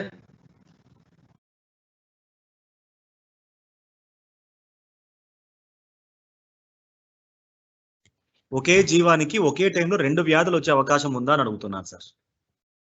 ఒకే వ్యాధికి ఒకే సమయంలో ఒకే జీవానికి ఒకే టైంలో 2 రకాల వ్యాధులు సోకే అవకాశం ఉందా అని అడుగుతున్నారు సార్. ఒకే అవకాశం ఉండొచ్చమ్మా. ఇప్పుడు ఒక గాలికుంట వ్యాధికి గురి అదే బ్రుసెల్లో తో ఉన్నటువంటి ఒక గొర్రెకి కాలిపుండ్ల వ్యాధి వచ్చే అవకాశాలు ఉంది కదా. అలాగే చిటికి వ్యాధి వల్ల పశువు అకస్మాత్తుగా మరణిస్తుంది. అలాగే నేను చెప్పాను కదా, అటువంటి సిమ్టమ్సే వేరే గొర్రెలో కనబడ్డాయి. సో వచ్చే అవకాశాలు అయితే ఉన్నాయి. కాబట్టి అందుకనే మనం ప్రతి వ్యాధి పట్ల మనం స్పష్టమైన అవగాహన ఎప్పుడైతే మనం కల్పించుకొని వాటికి నివారణ చర్యలుగా మనం టీకాలు వేసే కార్యక్రమం చేపడతామో ఇటువంటి వ్యాధుల నుంచి మనం మన జీవాలను రక్షించుకునే సందర్భాలు ఉన్నాయి. వచ్చే అవకాశాలు అయితే ఉన్నాయి. Okay sir. సో ఇంత వివరంగా గొర్రెలు మరియు మేకలు ముఖ్యంగా సన్నజీవాల్లో వచ్చే సూక్ష్మజీవుల వ్యాధి గురించి వివరించినటువంటి డాక్టర్ ఎస్ కిరణ్ కుమార్, పశు వైద్య సహాయ శస్త్రచికిత్సకులు, ప్రాంతీయ పశుసంవర్ధక శిక్షణా కేంద్రం విశాఖపట్నం వారికి పశుసంవర్ధక శాఖ సహాయకుల తరఫున, అలాగే స్మైల్ విశాఖపట్నం తరఫున, అలాగే మన పశుసంవర్ధక శాఖ తరఫున కృతజ్ఞతలు తెలుపుకుంటూ ఇంతటితో ఈ రోజు ఈ సెషన్ ముగించుకుంటున్నామండి. ధన్యవాదాలు. Thank you sir. Thank you very much. Thank you.